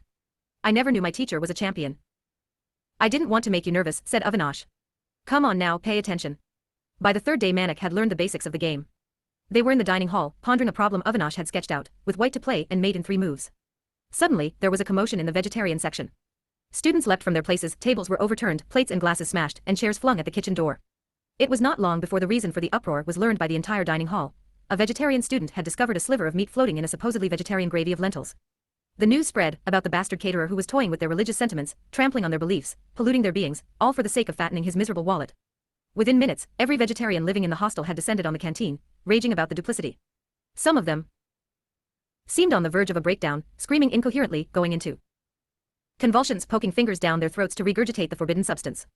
Several succeeded in vomiting up their dinners. But there were no fingers long enough to reach the meals digested since the beginning of term. That vile stuff was already absorbed to become part of their own marrow, and the cause of their anguish. They retched and spat and groaned and spun in circles, holding their heads, crying about the calamity, unwilling to acknowledge that their stomachs were empty. There was nothing left to bring up. The hysteria found a more satisfying focus when the kitchen workers were dragged out. Smelling of rancid oil and sweat and hot stoves, the 6 men trembled before their accusers. Their white uniforms carried stains from their labors with the evening's menu: brown splashes of lentils, dark green streaks of spinach. The prospect of vengeance acted like an antacid on the violated vegetarian innards. Nausea retreated, the outpouring of bile and vomit and greenish-yellow effluent was replaced by a torrent of verbal violence. Smash the fucking rascals. Break their faces. Make them eat meat. The threats did not immediately become blows because the six wisely fell to their knees, setting up a loud wailing. Their sniveling and begging for mercy was as hysterically incoherent as the vegetarians' emetic exertions had been. Avinash observed the drama unfold for a minute, then pushed back his chair. I have an idea. Will you look after my chessboard? You'll simply get hurt, said Manik. Why are you interfering? Don't worry, I'll be okay. Manik returned the chessman to the box, watching from his corner. The kitchen workers and students were still locked in their respective poses, discovered crime cowering for clemency at the feet of implacable retribution. It would have been funny were it not for the real danger of the workers being pounded to a pulp. But so far the invisible line was holding, separating the potential from its realization. Strange that invisible lines could be so powerful, thought Manik, strong as brick walls. Stop. Wait a sec, shouted Avinash, putting himself between the frightened kitchen workers and the students. What? They asked impatiently, recognizing their hostile committee chairman and student union president. Hang on for a minute. What's the point of thrashing these guys? The crooked caterer is the one to blame. He'll get the message if we give his workers a pasting. Won't dare to show his face here again. You're wrong. He'll just come with police protection. A great opening gambit, thought Manik, the invisible line reinforced. Avinash pleaded with the vegetarians, and everyone else disgusted with the food, to join him in lodging a complaint with the college administration. Let's do this democratically, let's not behave like gundas on the street. It's bad enough that the bloody politicians do. Check, thought Manik. Cleverly maneuvered. Some were in favor and some against the suggestion. There was a fresh volley of vegetarian threats, while the kitchen workers responded with a broadside of groveling and whimpering. But the intensity was starting to diminish in both camps. More voices were raised in support of Avinash's appeal. The vegetarian offensive gradually fell silent, and the kitchen workers ceased their salvos of weeping, though they maintained their knees in readiness for a swift descent should the need arise again. Plans were made to organize a large protest outside the principal's office next morning. Enthusiasm for the chosen course of action was general by now. Even the strictest vegetarians stopped puking, composed themselves, and went off to undertake their pollution-cleansing ablutions, promising to gather with the others in the morning. Checkmate, thought Manik. The invisible line was impregnable. I guess you're what is called a born leader, he said to Avinash later that night, half teasing, half admiring. Not really. A born fool. I should stick to my decision to give up all this and pay attention to my studies. Come on, let's go upstairs. The canteen agitation's success astonished Avinash and his followers. The principal dictated a letter of termination addressed to the caterer. The hostile committee was authorized to select a replacement. Now the jubilant students held a victory celebration and grew more ambitious. Their president promised that, one by one, they would weed out all the evils of the campus: nepotism in staff hiring, bribery for admissions, sale of examination papers, special privileges for politicians' families, government interference in the syllabus, intimidation of faculty members. The list was long, for the rot went deep. The mood was euphoric. The students fervently believed their example would inspire universities across the country to undertake radical reforms, which would complement the grassroots movement of Jai Prakash Narayan that was rousing the nation with a call to return to Gandhian principles. The changes would invigorate all of society, transform it from a corrupt, moribund creature into a healthy organism that would, with its heritage of a rich and ancient civilization, and the wisdom of the Vedas and Upanishads, awaken the world and lead the way towards enlightenment for all humanity. It was easy to dream noble dreams for those few days after the canteen protest. With so much determination and good intention circulating within the student body, numerous subcommittees were created, agenda adopted, minutes recorded, and resolutions passed. The canteen meals improved. Optimism reigned. Manik, however, had had enough of it. He wanted his life, and Avinash's, to return now to their earlier routine. This business of endless agitation was tiresome. He tried to wean Avinash from his new passion, making what he thought was a crafty move. He invoked his friend's family. I think you were right. What you said before, about focusing completely on studies, for the sake of your parents and for your sister's dowries. You really should. The reminder troubled Avinash, glooming his brow. I often feel guilty about that. I'll give up my chairmanship. Soon as these few remaining problems are fixed. What problems? Manik was impatient. In all your meetings you haven't once mentioned the filthy toilets and bathrooms. Cockroaches and bedbugs should be on the agenda. Mahatma Gandhi wouldn't have liked your approach. He believed firmly in cleanliness. Physical purity precedes mental purity precedes spiritual purity. The objection cheered Avinash, and he laughed, throwing his arm over Manik's shoulders as they crossed the quadrangle. I didn't know you were an expert in Gandhian philosophy. Tell me, would you like to chair the cockroach subcommittee? I'll second the motion. Manik attended a few rallies and protests, only in order to support his friend. After a while, even that wasn't a sufficient reason. The process was so tediously repetitious, he stopped going. Avinash did not have time for chess in the evenings anymore. They still ate together but were seldom alone, and Manik resented it. A crowd hung around his friend, discussing and arguing about things he did not understand, and was not interested in understanding. Their talk was filled with words like democratization, constitution, alienation, degeneration, decentralization, collectivization, nationalism, capitalism, materialism, feudalism, imperialism, communalism, socialism, fascism, relativism, determinism, proletarianism, ism, the words flying around him like buzzing insects. Why couldn't these fellows talk normally? Wondered Manik. To amuse himself he began counting their various isms, and stopped when he reached 20. Sometimes, dogs came into their debates: imperialist dogs, running dogs of capitalism. Sometimes the dogs were pigs, capitalist pigs. Money-lending hyenas and landowning jackals also put in occasional appearances. And lately, besides the isms, there was this emergency that they kept going on about, behaving as if the sky had fallen. Feeling ignored, Manik went to his room as soon as he finished his meal. He still had the plastic chessmen, and he set them up to play against himself. He made a move, then turned the board around. After a while it became boring. He tried the book Avinash had lent him, containing a series of endgame problems in increasing degrees of difficulty. Hard though it was, Manik continued to shun his friend's company. Then, just as he was weakening after a few days of loneliness, deciding to give him a second chance, Avinash knocked on the door. "Hi, what's new?" He slapped Manik's back affectionately. "This game." "Playing alone?" "No, with me." Manik toppled his own king. "Haven't seen you much lately. Aren't you curious about what's been happening?" "You mean in college?" "Yes, and everywhere else, since the emergency was declared." "Oh, that." Manik made an indifferent face. "I don't know much about those things." "Don't you read the newspapers?" "Only the comics. All the political stuff is too boring." "Okay, I'll make it simple and quick for you, so you don't fall asleep." "Good. I'll time you." Manik checked his watch. "Ready, begin." Avinash took a deep breath. 3 weeks ago the High Court found the Prime Minister guilty of cheating in the last elections. Which meant she had to step down. But she began stalling. So the opposition parties, student organizations, trade unions, they started mass demonstrations across the country. All calling for her resignation. Then, to hold on to power, she claimed that the country's security was threatened by internal disturbances, and declared a state of emergency. 29 seconds, said Manik. Wait, there's a bit more. Under the pretext of emergency, fundamental rights have been suspended, most of the opposition is under arrest, union leaders are in jail, and even some student leaders. You better be careful. Oh, don't worry, our college is not that important. But the worst thing is, the press is being censored. Not much point then in reading newspapers, is there? And she has retroactively changed the election laws, turning her guilt into innocence. And you don't have time to play chess because of this. I'm playing it all the time.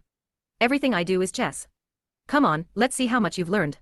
He set up the board, then concealed a white and a black pawn behind his back. Manik guessed correctly and started the game by advancing the king's pawn. Half an hour later he had won, much to his surprise.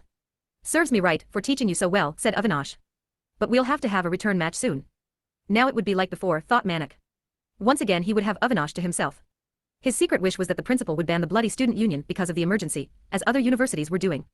Then there would be nothing to distract his friend. But Manik remained disappointed, their chess games did not resume. He knocked at Avinash's door on several evenings, and there was no answer. Twice he slipped a note under the door, "Hi. Where have you been hiding? Afraid to face me over the chessboard or what? See you soon, Manik." After the second note, when he saw him in the dining hall, Avinash only had time for a quick wave. "Got your message," he said. "Free tomorrow?" "Sure." And next night Manik waited in his room, but his friend did not turn up. Angry and hurt, he went to bed promising himself this was it. If Avinash wanted to see him, he could chase after him for a change. He missed Avinash. Strange, he thought, how a friendship could spring up. Suddenly one evening, facilitated by cockroaches and bedbugs. And then fizzle out just as suddenly, for reasons equally ludicrous. Maybe it was silly to have assumed it was a friendship in the first place. Everything disgusting about the hostel that Manik had learned to live with began to nauseate him with a renewed vengeance. As an antidote, he developed a morning waking routine. When his eyes opened, he shut them again and, head still on the pillow, imagined the mountains, swirling mist, birdsong, dogs' paws pattering on the porch, the cool dawn air on his skin, the excited chatter of lungors, breakfast cooking in the kitchen, toast and fried eggs upon his tongue. When all his senses were thus anointed by home imaginings, he reopened his eyes and got out of bed. On campus, a new group, Students for Democracy, which had surfaced soon after declaration of the emergency, was now in the ascendant. Its sister organization, Students Against Fascism, maintained the integrity of both groups by silencing those who spoke against them or criticized the emergency. Threats and assaults became so commonplace, they might have been part of the university curriculum. The police were now a permanent presence, helping to maintain the new and sinister brand of law and order. 2 professors who chose to denounce the campus goon squads were taken away by plainclothesmen for anti-government activities, under the Maintenance of Internal Security Act. Their colleagues did not interfere on their behalf because Misa allowed imprisonment without trial, and it was a well-known fact that those who questioned Misa sooner or later answered to Misa. It was safer not to tangle with something so pernicious. Manik worried about Avinash, as president of the original student union. Surely he was in grave danger from the new groups on campus. At night, he listened for sounds from the room next to his. The door shutting softly, the clatter of the metal cupboard, the wheeze of the spray pump, the thunk of the bed revealed that his friend was fine, that he had not been assaulted or taken away into secret detention. Manik hurried between hostel and college without stopping to watch the daily farces of bullying, toadying, and submission. The office of the campus newspaper was attacked, the writers and editors roughed up and sent packing. The paper used to indulge in light satire and occasionally poke fun at the government or university administration, although satire had become increasingly difficult in recent times, for the government was practicing the art in its own reports to the censored media, better than the campus paper had ever done. After taking over, Students for Democracy released a statement in the next issue that the publication's new voice would be more representative of the college population. The rest of the paper was filled with a model code of conduct for students and teachers. One morning, classes were cancelled and a flag-raising ceremony was organized in the quadrangle. Attendance was compulsory, enforced by Students Against Fascism. The president of Students for Democracy took the microphone. He appealed to the figures of authority to come forward, prove their love for the country, set an example of patriotic behavior. On cue, lecturers, associate professors, full professors, and department heads approached the dais, en masse, in a feeble show of spontaneity. The organizers tried furtively to slow them down, to make it look like a genuine outpouring of support. But it was too late to improve the choreography. The entire teaching staff had already lined up at the table, like customers at a ration shop. They obediently signed statements saying they were behind the Prime Minister, her declaration of emergency, and her goal of fighting the anti-democratic forces threatening the country from within. As much as fear, Manik felt a loathing for the entire place. But for his teachers he had only pity. They slipped away from the flag-raising ceremony, looking guilty and ashamed.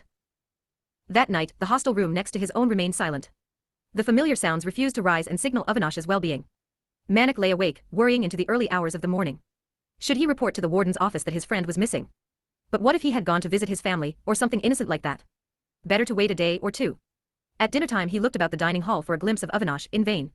He asked someone at his table, casually, what's the managing committee of the student union up to these days? Those fellows have all split the scene, yar. Gone underground. It's too risky for them to hang around here. The reply reassured Manik. He was convinced now that Avinash was just lying low somewhere, hiding in his parents' flat in the mill tenements perhaps. And he would return soon after all. How long could this emergency and Gundaism go on? Besides, he would not be caught easily. Not the way he played chess. The former canteen caterer was back on the job, wreaking his gastric revenge. Manik felt vindicated as he remembered the vegetarian incident that had started it all. He had told Avinash not to interfere, that it would end badly. Nowadays, when the meal was particularly ghastly, he got himself sandwiches or samosas at a stall in the lane outside the college. He was luckier than most because he got a bit of pocket money from home. It was comforting to watch tomatoes being sliced and bread being buttered, and to hear the roar of the stove, the hot hiss of frying in oil. One evening, as he returned to the hostel from his roadside snack, the cry of ragging, ragging, ragging, went up in the corridor like a hunting call. He watched in the games room as two first-year automotive students were cornered, surrounded by 12 others. They stripped the pants off one, held him bent over the ping-pong table, and handed an empty soft drink bottle to the other. He was ordered to demonstrate what had been learned about pistons and cylinders in the class on internal combustion engines. They overcame his reluctance by threatening to make him the cylinder if he refused to cooperate. Manik slunk away in terror. From then on, he went straight to his room after dinner and locked himself in. He made sure that he had whatever he needed: newspaper, library books, glass of water, so he would not have to leave his sanctuary when the raggers were on the prowl. One night, after he had changed into his pajamas, his stomach began rumbling in a nasty way. Must be the samosa chutney at the roadside stall, he assumed. Shouldn't have eaten it, there had been something peculiar about the taste. He badly needed the toilet, filthy as it would be at this hour. He opened the door cautiously. The corridor was empty. He walked rapidly, looking over his shoulder. Halfway down the hall they pounced out of a storage room and caught him. He fought back. Please. I have to go to the toilet. Very badly. Later they said, twisting his arms behind him to make him stop struggling. Ah, he screamed. Listen, it's just a game, they reasoned with him. Why turn it into a fight? You'll simply get hurt. He stopped resisting, and they eased up on his arms. Good boy. Now tell us, what subject are you taking? Refrigeration and air conditioning. Okay, we'll just give you a little test. To see if you've been studying like a good boy. Sure. But can I go to the toilet first? Later. They led him to the workshop where there was a large working model of a freezer, and asked him to take off his clothes. He did not move. They closed in to undress him. Please, he begged, kicking and pulling away. Please don't. No, please. He prayed that Avinash would appear miraculously and save him, as he had saved the kitchen workers from the vegetarians. The raggers were very efficient, taking less than a minute to hold Manik down and strip him. Now listen carefully, they said. The first part of the test is simple. We are refrigerating you for 10 minutes. Don't panic. They tumbled him into the freezer, doubled over to fit the confined space, and heaved the door shut. The darkness of a coffin closed in around him. They waited to be amused by his reaction. For a while there was nothing. Then a banging commenced and continued for the next 2 minutes, followed by a brief silence. His hammering started again, weaker now, and sporadic, faltering, picking up, fading. The blows became alarmingly feeble before dying out altogether. They looked at their watches, only 7 minutes of the promised 10 had elapsed. They decided to open the door. Ag. Chi. They fell back as the stench hit them. Bastard shat in the freezer. Manik was stiff and could not emerge. They pulled him out molded in a stoop and slammed the door to seal away the smell. He looked around dazed, unable to straighten. They offered mock applause. Very good. Full marks for the first test. Bonus marks for the shit. Well done. Now comes the second part. His blue lips trembled as he tried to speak. His hands reached stiffly for the pajamas. Someone snatched them away. Not yet. For the second part, you must demonstrate that your thermostat is working. He gaped uncomprehendingly. You said you're taking refrigeration and air conditioning. What's the matter, don't you know what a thermostat is? Manik shook his head and made another pathetic slow-motion grab for his pajamas. This is your thermostat, you idiot, said one of them, slapping the frigid penis. Now show us if it's working. Manik looked down at himself as if he were seeing it for the first time, and they clapped again. Very good. Thermostat correctly identified. But is it working? He nodded. Prove it. He was not sure what they wanted. Come on, make it work. Shake it up. They took up the chant. Shake it up. Shake it up. Shake it up. Manik understood and discovered his lips had thought enough to speak. Please, I cannot. Please, let me go now. The second part of the test must be completed. Or we'll have to repeat the first part, freeze you with your shit this time. Thermostat checkup is compulsory. Manik held his penis weakly, moved his hand to and fro a few times and let go. It's not working. Try harder. Shake it up. Shake it up. He started to sniffle, working his foreskin back and forth while they chanted. Desperate to end the humiliation, he labored hard, his wrist aching, feeling nothing in the penis, worried that something was wrong, that the freezer had damaged it. After much effort he ejaculated without a proper erection. They broke into cheers, whistling and hooting. Someone returned his pajamas, and they dispersed. To avoid walking back with them, he stayed in the workshop until it was quiet outside the building. He washed his thighs and legs where he had soiled himself, then returned to his room. He got into bed and lay on his back in the dark, shivering, staring at the ceiling. He wondered what would happen the next time the instructor opened the freezer. An hour later the trembling was still in his limbs, and he fetched the blanket from the cupboard. He knew what he was going to do. As soon as he felt warmer, he would get up and pack. In the morning he would take a taxi to the railway station, and go home on the Frontier Mail. What would his parents say, though? He could guess Daddy's reaction, that he had run away like a coward. And Mummy would first take his side, then she would listen to Daddy and change, as always. Change, always. That's what the proofreader had said on the train, cannot avoid change, have to adapt to it. But surely that did not mean accepting a change for the worse. For half the night Manik struggled with his thoughts, slowly packing his boxes and suitcase. The other half of the night he spent unpacking, and writing to his parents. He wrote that so far he had not been truthful with them and was sorry, but he had wanted to spare them the worry. The hostel is such a horrible place, I cannot stay here anymore. Not only is it dirty and stinking, which I can tolerate, but the people are disgusting. Many of them are not even students, and I don't know how these gundas are allowed to live in a student hostel. They take hashish and ganja, get drunk, fight. Gambling goes on openly, and they sell drugs to the students. He thought a bit, then added, one of them even tried to sell to me. That should make them think twice. It is all absolutely horrible, and I want to return as soon as possible. I'll work in the shop without interfering, and do as you tell me, I promise. Surely this was drastic enough, he felt, to make his parents act. There was no need to reveal the real shame. Secretly, Mr. and Mrs. Kola were both delighted that Manik wanted to come home. They missed him intensely but had never dared talk about it, not even to each other. They preferred to pretend, especially in company, how proud and happy they were that their son was away getting a worthwhile education. And Manik's urgent letter did nothing to change this. They carefully controlled their responses to keep up appearances. What a pity if he comes back so soon, said Mr. Kola. Yes, said Mrs. Kola. He will lose his only chance for a good career. What do you think, Ferak? What should we do? Mr. Kola knew in his heart that if his son was unhappy he should return home immediately. But perhaps there ought to be some effort made, however half-hearted, at finding another solution. It would surely be expected by everyone, including their friends. Or he might be accused of being too soft a father. Seems to me there is definitely a problem at the college hostel, he said cautiously. Of course there is. My son does not lie. And he simply cannot be allowed to remain in such a wicked place, full of vice and rogues and ruffians, just for the sake of a college diploma. What kind of parents would we be? Yes, calm down, I am trying to think. He massaged his forehead. If the hostel is not suitable, maybe we should find him some other lodging. Privately, in someone's home. That would solve the problem. That's a good idea, said Mrs. Kola, playing along. She did not want to carry the lifelong label of the possessive mother who had ruined her son's future. What about asking my relatives? No, they live too far from the college, remember. Besides, who could tell what kind of namby-pamby thoughts they would fill Manik's head with? After 20 years they still hadn't got used to the idea of Abin living away from them. If only we can find him a nice safe room somewhere, she said. Somewhere that we can afford. Which was next to impossible, she imagined cheerfully, in a city where millions were living in slums and on the pavements. And not just beggars, even people with jobs who had the money to pay rent. Only, there was nothing to rent. No, there was no chance for Manik, he would be home soon. And she broke into a smile at that happy thought. What are you smiling for when we have such a big problem on our hands? Said Mr. Kola. Was I smiling? No, nothing, just thinking of Manik. He grunted, finding it difficult to contain his own pleasure. You can try writing to that friend of yours. She might know of some place. Yes, good idea. After dinner tonight I'll write to Zenobia, agreed Mrs. Cola, joyful in the knowledge that it would be a waste of a stamp. They returned to their chores. The ordeal of masking delight with disappointment was over. Now it was just a question of waiting till their lukewarm efforts failed and their son came home. In a few days, however, they had to pretend all over again, but in reverse, when, to their bitter surprise, accommodation was swiftly arranged for Manik. Now they had to force a display of satisfaction that his education was going ahead, and sweep away the remains of their short-lived hopes. Mrs. Kohler resentfully wrote a thank you letter to Mrs. Dalai, at the address Zenobia had sent. I wonder if Dina is still as beautiful as she was in high school, she said, relishing the sound as she tore the page from the writing pad. The rip was in harmony with her present mood. You can ask Manik. He will soon be able to give you a full report from her flat, said Mr. Kohler.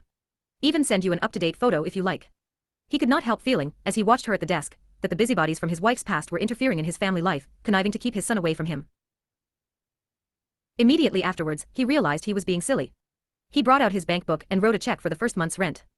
Mrs. Kohler enclosed it with her letter to Mrs. Dalai. Dina listened closely for sounds of life from the silent bathroom. What was he up to? Why was there no splashing of water? Manik. Is everything all right? Is the water hot enough? Yes, thank you. You found the mug? Should be next to the bucket.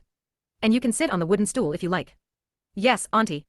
Manik felt awkward about mentioning the worms, which were advancing in battalions from the drain. He hoped they would soon return to their underground home of their own accord. But maybe I should have returned home on the train, of my own accord, he thought bitterly. How stupid of me to write a letter. Hoping Daddy would allow me to come back. Dina kept waiting to hear the mug's clatter and the splash of water. The silence outlasted her patience. What's wrong, Manik? Can you please hurry up? I have to bathe too, before the tailors come. She hoped there would be some time today to cash the rent check. First, however, she had to see Manik off to college and start things on the right footing. He wouldn't be a problem once he became used to her routine. And learned to use modern gadgets, like the immersion heater. Poor boy had no idea what it was. And when she'd asked him what they did at home for hot water, he described the boiler stoked with coal every morning. How primitive. But he had made his own bed, folding everything neatly. That was impressive. She went to the bathroom door and asked again, are you managing all right? Yes, Auntie. But some worms are crawling out of the gutter. Oh, them. Just throw a little water and they will go away. There was a splash and then silence again. Well? They're still coming. Okay, let me take a look. He started to put on his clothes and she knocked. Come on, please wrap your towel and open the door. I don't have time to stand here all morning. He dressed fully before letting her in. Shy boy. I'm as old as your mother. What was I going to see? Now. Where are those worms that frightened you? I was not frightened. They just look so disgusting. And there are so many of them. Naturally. It's the season for worms. The monsoon always brings them. I thought you would be used to such things where you live. In the mountains, with wild animals. But certainly not in the bathroom, Auntie. In my bathroom you'll have to get used to it. All you can do is push the worms back by throwing water. Cold water don't use up the hot. She demonstrated, brushing past him to reach the bucket, hurling mugfuls that sent the creatures sliding towards the drain. See? There they go, into the gutter. The soft lines of her outstretched upper arm did more to reassure him than the water technique. Bent over the parapet, her back pulled the nightgown taut against her hips, revealing the underwear outline. His eyes lingered, turning away when she straightened. Well? Are you going to bathe now? Or do you want me to stay with you, stand on guard against the worms? He blushed and she, worried about the tailors arriving, said, listen, because this is your first morning, I will do something special for you. She fetched the bottle of phenol from the shelf outside the WC, uncorked it, and trickled the white fluid onto the worms. It worked instantaneously, transforming them into a writhing red mass, and then into little lifeless coils. There. But remember, phenol is very expensive, I cannot waste it every day. You will have to learn to bathe with them. He shut the door and undressed again. The picture of her beside him, bending, reaching, pulsated through his limbs. But the antiseptic odor of phenol hanging in the air tugged in the opposite direction. 6.